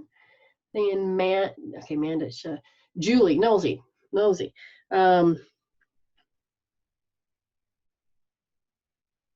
It's like something about taken for granted, but it's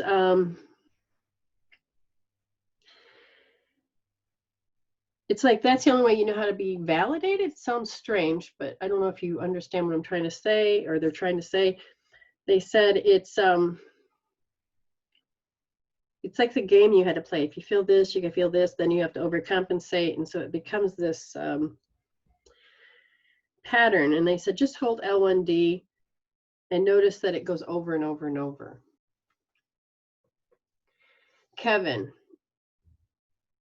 Not bad, not bad. They want you to notice that the inside, the body is like super saying, we have to go back there. It's actually telling you to remind you and thinking, we can't let this go completely yet, because they're going to do it again. And notice, like when you said your dad walked back in, it's like you have to learn to expect it. It's part of the Navy thing. And what happens, they want you to go to make sure you're holding L1D, because it's the maneuvers people play that really freaking get to you. So, Barbara, you're 3. I don't even know if you realize it, but it's the message that they send to you. It's the loudness that comes to you. Okay. And they said that it has to do with making sure that you change your behavior for them. So become aware that they want you to hold the R2D. Shelley says the laughter just cleared me a bit. Excellent. Excellent. Just a heavy head draining. Yeah. Okay. Make sure you, sweetheart, have a lemon. Yeah. Get the smile going on too. Make sure you get the lemon and the lime water to help clean up some of those cells. I forgot where I was even at. No, I already did Kevin. Chicken. Jackie, that's it. Jackie. Notice it's an auto response. I mean, feel how your body just jerks. It's just, it's like you don't even know you're doing it, but if you can start to know the knowing of when it's starting to happen, Okay, it's right there. You're like, ooh. Now I'm watching you somewhere else. You're like, but I see it. I see it. Look at those pictures of how you know it. And we want to pull those out, Jackie, because you don't need to have that type of violent man keep coming back. So remember, your inner world creates your outer world. So take a look at that and disempower some of those pictures of him. And they want you to hold L1D, left wrist, first position, nice and deep, okay? Rhea says, I've been feeling like doodling. Good. And I don't draw. And I had chills. Oh, drawing the whole time. Excellent. It doesn't have to be perfect because you're learning the code of frequency for you, regardless of even if it's a straight line. Oh, Kevin. Yes, open that up. Good job, Kevin.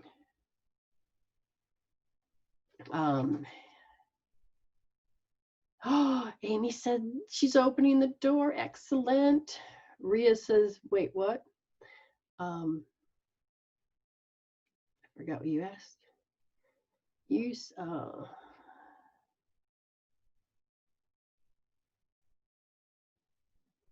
have a question. Is that what you're asking? I'm like, all of a sudden, don't mean to feel stupid, but I'm like, I'm lost. That was whatever Amy just said. Oh, her door, the little girl is caught into the closet. It's not even a broom closet. It's smaller than that. And she can find her inner child is stuck in there. And so she's starting to open the door now. Amanda. Okay, Amanda, you need to start expanding a little and then check your overconcern. And as you expand, kind of imagine you're going to do something, say something, and that'll usually will trigger it. If that's the case, hold the spot a little longer. Julie, if you feel like you're done, I feel you're done, let go and hook up. Remember to smile.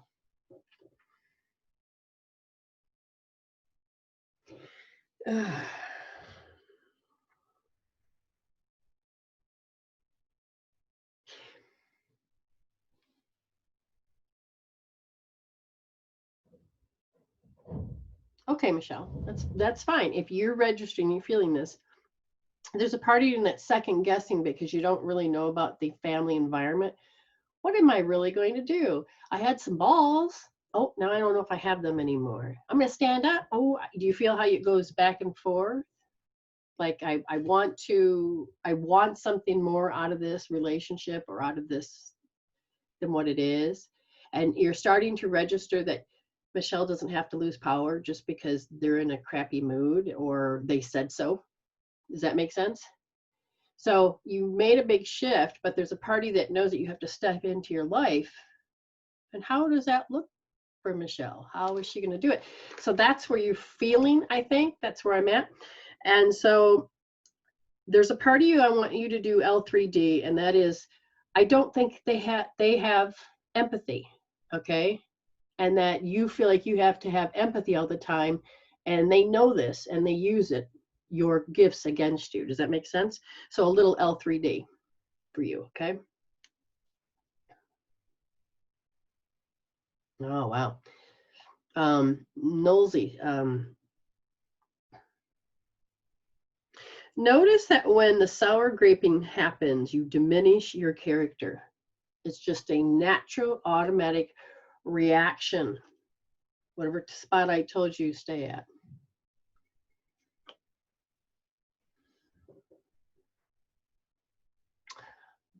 Barbara says, at this new job, it's the same. They want me to change. Don't go doing that. You know how they will make you aggressive just look. Ooh. Yes, okay.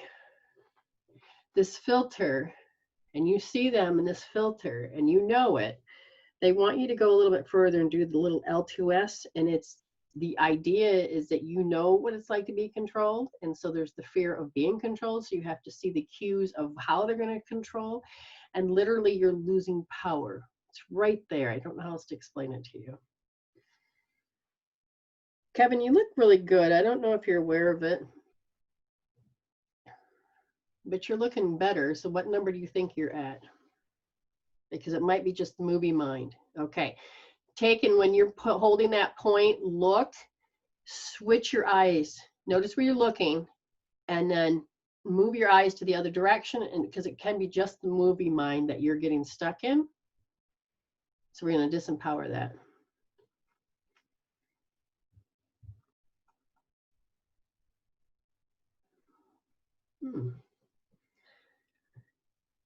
All right, so this, what are you saying? Wow, Kelly, they said, can you feel the difference? Oh, I lost her picture. Oh, there she is. She says yes. Okay, yeah, I can feel that too. And that is going to be your test. So make sure you hook up.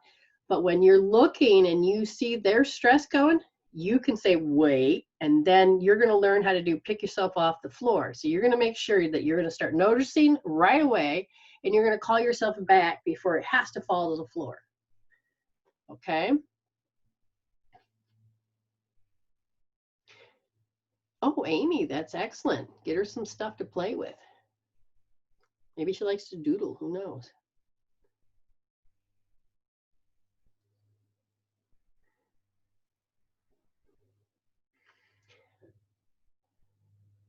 So what's important is I want you to witness, those of you who are done, kind of witness. How did you know you felt like shit before? You really, oh my God, I need you to witness that difference so that you can remove any conflict between the two sides of you.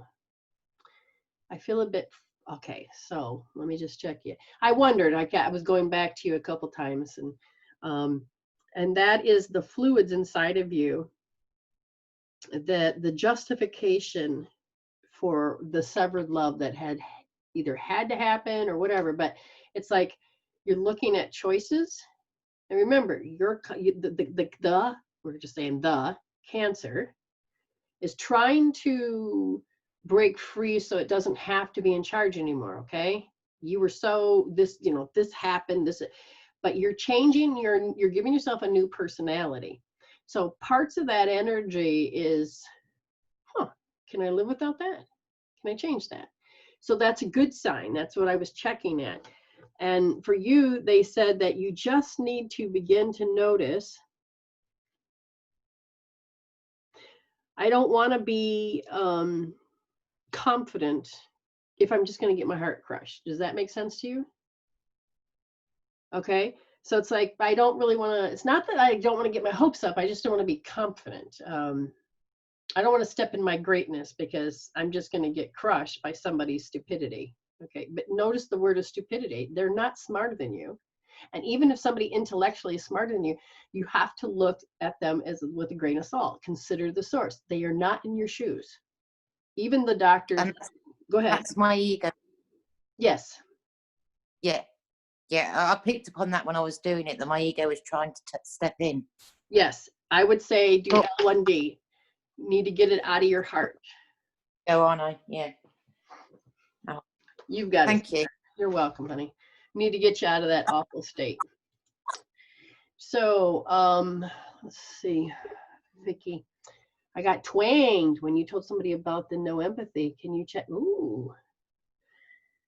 You're about 2, Vicky. The vibration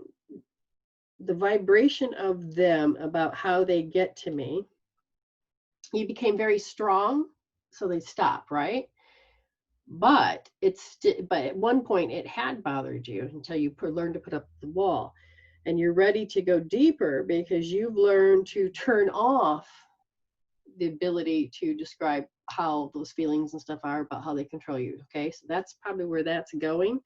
They want you to go to R2D because you're like, I don't want to be deprived anymore.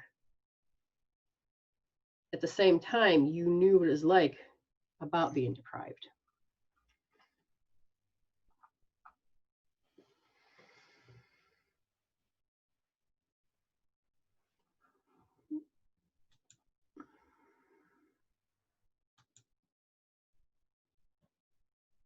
You guys are doing very well.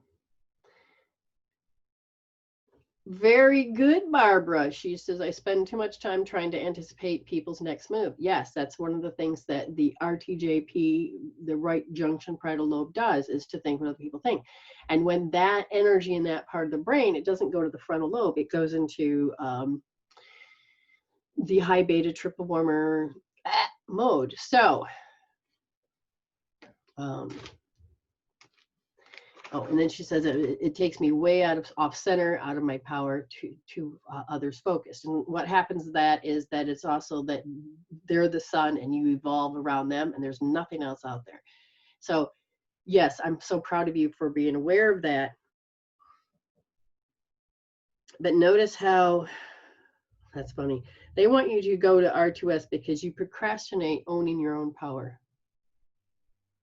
Because you look at what you know. You get caught up in what you know. Let's see. Kelly says, can you put your light codes on again? Nah, the ones that are closed from the old 3D, because we're moving into the new 5D, you don't need those anymore, so they'll shut off. Those that never got turned on is because you weren't in that frequency code, and now we're moving there. So don't worry about turning back on. You're just now taking care of the leftover shit, the dross, all that stuff that sits there. Angela says, I got something when you mentioned something to someone about procrastination. Can you check? Yes, Maria. This is do with you feel like you have a debt to pay. You know, so karmic debt. It's like you're indebted. And after a while, you get very tired of paying your debts. So they want you to notice that it hooks into like a despair of this. And so procrastination for you becomes a creep, meaning it creeps in and it's just your go-to. LaRonda, I'm working on something by myself for a while. And it appears a lot. Can you tell me where I'm at on self-worth?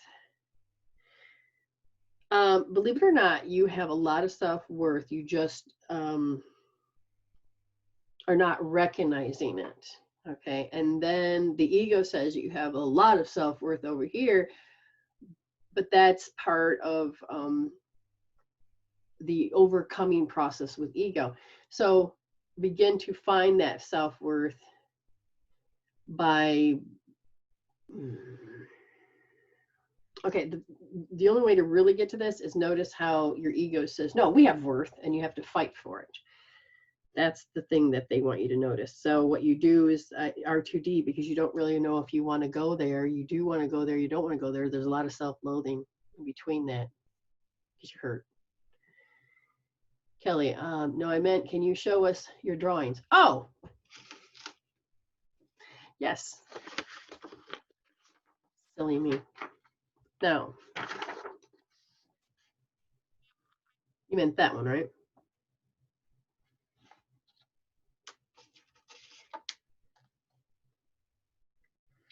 Michelle, you look good. Now you just have to catch yourself of falling backwards. That means hook up.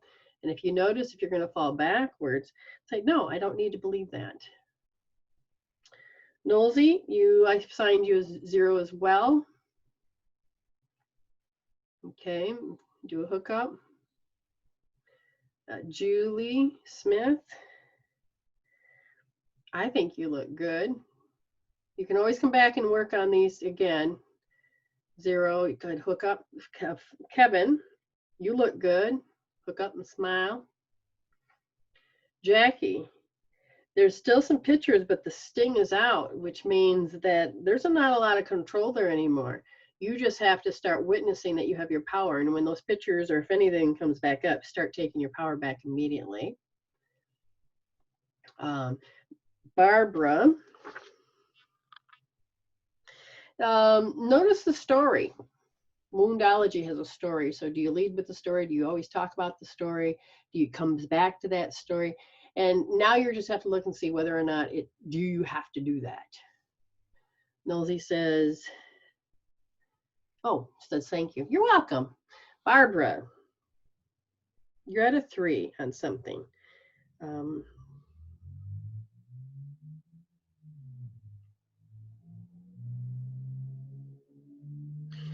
This is interesting. So you're going to hold R2S and you're going to think hope. You are literally going to think happiness as you hold the R2S. And allow yourself to feel it. And if you bump up against anything bad, that's fine. Feel it out until the hope goes back up.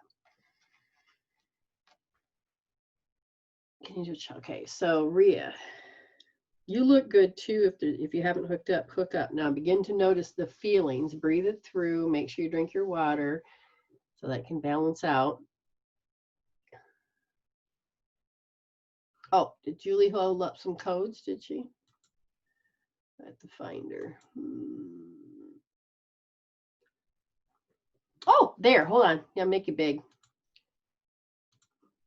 No, oh, check that out. Oh, wow, that just went right through me. Very nice. Oh, look at that. Oh, you have like commas or a semicolon or something like that. You know, it's like, yes, you'll continue life. It's like, yes, I like that. Very good. I like that. Good job. Good job. See, and when you just, you know, you think that just doodling is nothing. In this day and age, it's everything to some degree. Kevin says, by the way, on the paper with the codes, the middle code reminds me of Lava Karuna. Oh, Reiki, symbols of design. Oh, I never even thought of that. I'll have to get my books out. I haven't seen my information in a long time. I like that, Kevin. Jackie says, I still feel like I'm wanting their approval. Yes, that's probably it's part of that power. It's part of the manipulation. You've got to decide. Now, when I'm looking about that, I still want their approval. I would say for you need to continue, and this will come up because it's so ingrained in you because of the dramatic life that you've accumulated as an adult. Keep doing a little L2D. Okay, that's part of the mask. So you'll do that one on and off to get it all the way out. Okay. Rita says, I'll keep on drawing. Good. Michelle says, do you feel I'm good? I do, but you might want to notice that the outside controls your inside, and your body wants to do a compulsion of the automatic reaction. Again, when this starts to come up, hold L1D, okay, for you, Michelle, is that it may not be in the moment, but because you communicate with spirit, spirit might tell you and get you a feeling. Now, you don't need to be triggered to go down the road that you don't need to go down, but maybe hold some L1D so that your nervous system can start releasing that. Okay? Again, witness, witness, witness. Anybody have a good reason why you need to witness? Any of my interns?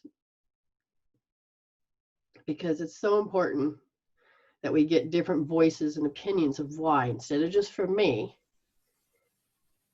So you don't go back into your house.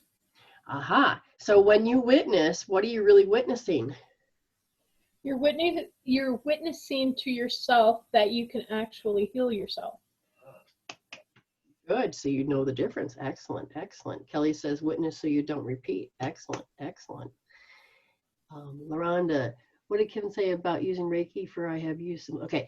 In Koronakai Reiki, because there's different kinds of Reikis, one of the Koronakais, it does have a symbol of, and I completely forgot about it, it represents misconceptions. Okay. So you don't have to have all the Reikis. I went down that road. But even if you just take your hands and like you're going to pick up a child like this, and that means you're going to feel the pressure of the weight, so your hands become taut. Okay. And if you were to just start to feel the tautness, you'll start to feel the vibrations. And if you start to pull it together and start pulling it against, like you can begin to feel, you begin to practice. Again, the tautness helps. This is what's called the reconnection. And the reconnection energy is like a bandwidth, and underneath it is Reiki and Chronic Kai and Amadeus and Mary, all those other ones.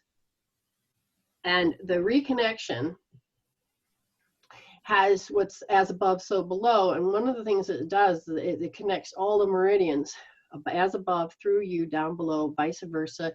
It has the Merkaba, because I got trained into tracing and getting the body prepared for the bandwidth.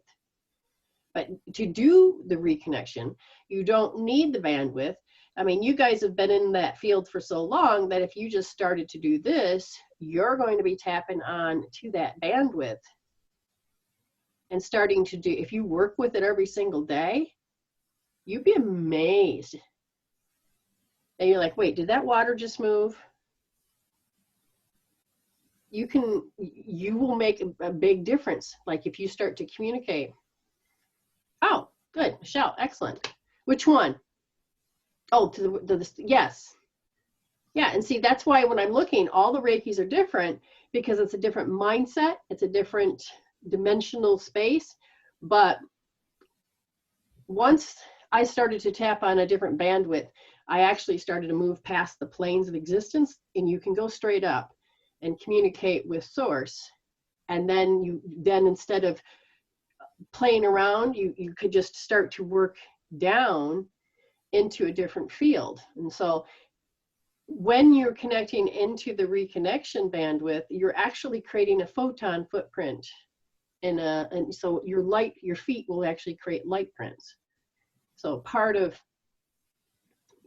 working with the walking and helping the collective, the earth, you are making a major difference. Like I'll be walking along and activate it, and same with Reiki. If I just want to tune into just Reiki. Okay, so you can do whatever you want because your energy and everything has a different language and a different thing. So whatever you feel compelled to do, that's the level you need to be at, just so you know. When I was really ill as a child, I always played with the ball in my I was told hand. Oh yeah, I was told I was an energy ball. Yeah. I would create one and I would just like play juggling. And if you do it just right, you can actually get a couple balls in the air at the same time. And we used to play. You ready, LaRonda? I'm going to take it just to you. And if you did you get it? This is why I said, oh, shit, that was good. That was like a snowball effect, woman. Like when I'm on the show, people swear to God they have to test me. And it's like, I had to learn to put up certain walls because people are going, oh, let's see how good she is. And it's like, and I even documented it. One of my walls was down and and he writes in there, I just wanted to see if it affected you. And I didn't see that. I says, oh, wait a minute, somebody's messing with me. And yep, sure enough. And so that's why I put it on a video. So I made sure more of my, so if you're going to play shit with me, you're going to get it first because it's going to bounce off my mirrors. Unless I put it down so we can play. But I was thinking, I'm trying to figure out, and because a lot of you are in, not just in the, a lot of you, this is Lionsgate, but a lot of you are in the thing. Now, I was going to set it up so that we could play every day or every other day, whatever. And I have a set of cards that have, the same symbols, like 5 different types of symbols. And I wanted you to start testing your abilities because the more you move your hells, the more you move ego, the more you will actually become more intuitive. Michelle's getting intuitive faster. She already had the ability, but now all of a sudden it's just, because the ego is getting out of the way, it's just starting to appear. Same for Vicky. It's just going to be a natural process because that's who you are. LaRonda, she's like, but I know you got that. And so it's time for those natural abilities. Like I'm completely trained in one area. So when we play this game, I don't want you to get discouraged. I want you to begin to tap into certain parts of yourself. Okay? Yeah. Vicky, are you doodling? And I gotta find Vicky. There she is. Hold on, I gotta make you big. Where'd it go? Ooh, nice. I like that. Very nice. Thank you. So, so down the road, if you want to play, if you're in the group, then you just kind of guess which one it is. And then if you get it wrong, notice if you get discouraged, go heal your hells. Okay? But if you get a hit, I want you to take a snapshot of how you did it, because the more you start to take the snapshot of how you did it right, you know, that alignment and that intrinsic of knowing, then as you start to really move your ego aside and resolve it out, actually, you will actually get good in certain areas. Okay, so it's learning to trust yourself. So I'm thinking we're going to end up playing that. I'm not sure. Oh, really? Okay, Danny, where are you? Let me pin the video. Oh, which one is the post and the pre? Very nice. You have a lot of tree codes in there too, don't you? Yeah, trees like to follow me. I swear I'll have a tree spirit walking down the street with me. Or it goes from one tree to the next. It's hilarious. Jay came over though and he goes, I love your drawing. Oh, that's wonderful. Okay, we'll see you later, Kevin. That's wonderful. Bye, Kev. Okay, so if you have, I need you to, oh, he left, that's right. Oh, okay, what, just like we did last time, some of you played, some of you didn't, but I need you to write to me so that you can tell me the difference. Because when you, oh, what's the word I want, Amy? When you sit there and you, not rehash, but when you, oh, what the freaking word? You guys know, my interns know. Paraphrase. Kelly knows, yes. When you paraphrase everything that you feel like you went through, what happens is that you then start to notice the before and the after, and it makes an incredible difference on helping your brain predict better instead of having to go to the hells each time.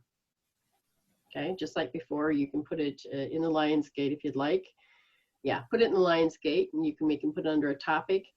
And, you know, second healing, you can put up your answers and we can look at it. Jackie says, I used to have repetitive dreams of snakes and now I see lots of spirals. What do these symbols mean? Okay, it means, okay, when it comes to certain light codes, that depends on you. There's old ancient knowledge, like the trees. Maybe Danny can remember the name of it, but it starts with an O and it represents for the trees. I can't remember what it's called. Oh, I don't remember. But there's all different kinds. Hieroglyphics, oh, whatever. The Egyptian, those were light codes as well. It's a form of language. What's that? Hieroglyphics. That's what I'm trying to say.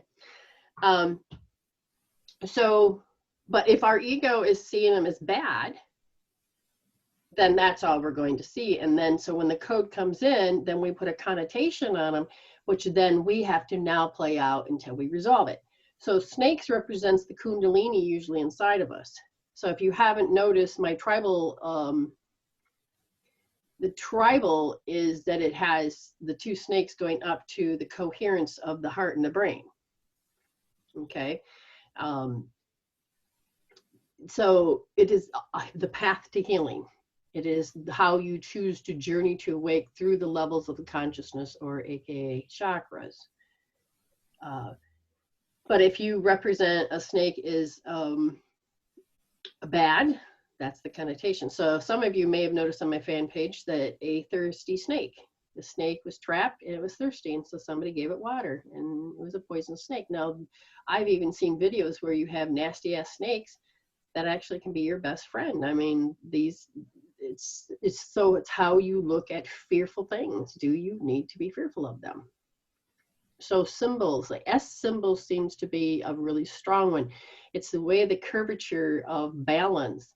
you go back to numerology and it's like you get the number 3, it's like you're doing half of something. But when you get the 8, you get the figure 8, that is what's inside our code of our body. And it is also representation that you have learned to balance and round out. So there's lots there. Okay, hopefully you all have felt the shift. Very important. Witness it, because if you don't witness it, your ego's going to go, well, that shit didn't happen. But the moment you brought it from a 10 down to a 7, you began to already be the healer within yourself. Jackie says, I've actually had a snake sleeping next to me, coiled up under a floor cushion. Oh my God. Wait, a real snake? My husband wants a snake. I'm like, with all of our birdies, I don't need tweeters that are all going 8, because as soon as there was a rope that got broken. You ever seen some of those ropes that look like it's a snake? Well, it broke. It was laying on the ground, and I could not understand why they were going crazy. And I looked down, and I go, you mean this rope? And they're all like, oh! I'm like, oh, yes, it's in your encoding. So I threw it in the trash, and they're like, yeah, oh, Mom got it. It's all cool now. We're all cool. Yeah, we're not getting a snake if that's why my birds are going to act. Yeah, it was a real snake coiled up under the floor cushion next to my bed, and I had no idea it was there. But this was at the time too when I was probably dreaming of snakes, and a cockroach ran under the floor cushion at about 1 o'clock at night, and I was panicked by that because they actually petrify me. And then I lifted up the floor cushion and I was like, oh my God, there was a snake curled up right next to my bed. Yeah, it can be fearful, but at the same time, if you can... I actually just picked it up and took it outside with oven mitts, so they don't actually scare me, but the thought of it, sleeping right next to me and thinking, how long was it there? And it could have wrapped up like on my bedpost, but yeah, I think it was just a tree snake. But yeah, and it can be scary, but at the same time, it could be also part of your, like I have a lizard that is my left totem pole, and it is to help protect my inner child. And by God, I move over here and I buy myself a lizard and I put it on the wall, and all of a sudden it's like I see these baby lizards. Ooh, we've got the blue tongue lizards, and they are just all over my garden. So yes, it's like, it depends on how you look at it. And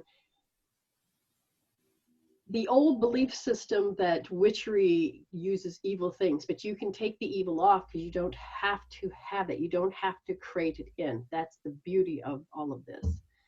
And Rhea says, I've had a dream of snakes after my dad died where it kept showing up in a random parts of my house, just having fun scaring me. Oh. And I love snakes in real life. That is was just a dick. It's so funny because I had a conversation, you know, I just love my nature, and one day I went out to when I lived in Michigan, there was this green snake that had somehow got in the atrium, and it was between the 2 doors, and I went to open my door and I'm like, that's real, because it was moving. And I kept looking at him, and I took a picture of him. I said, you know, so I had a conversation with him, and I says, well, now it's time for you to go, right? And it's like, basically, yeah, it was just what it stared at me. And so then finally I was able to get through the doors, open it up, and he just took off.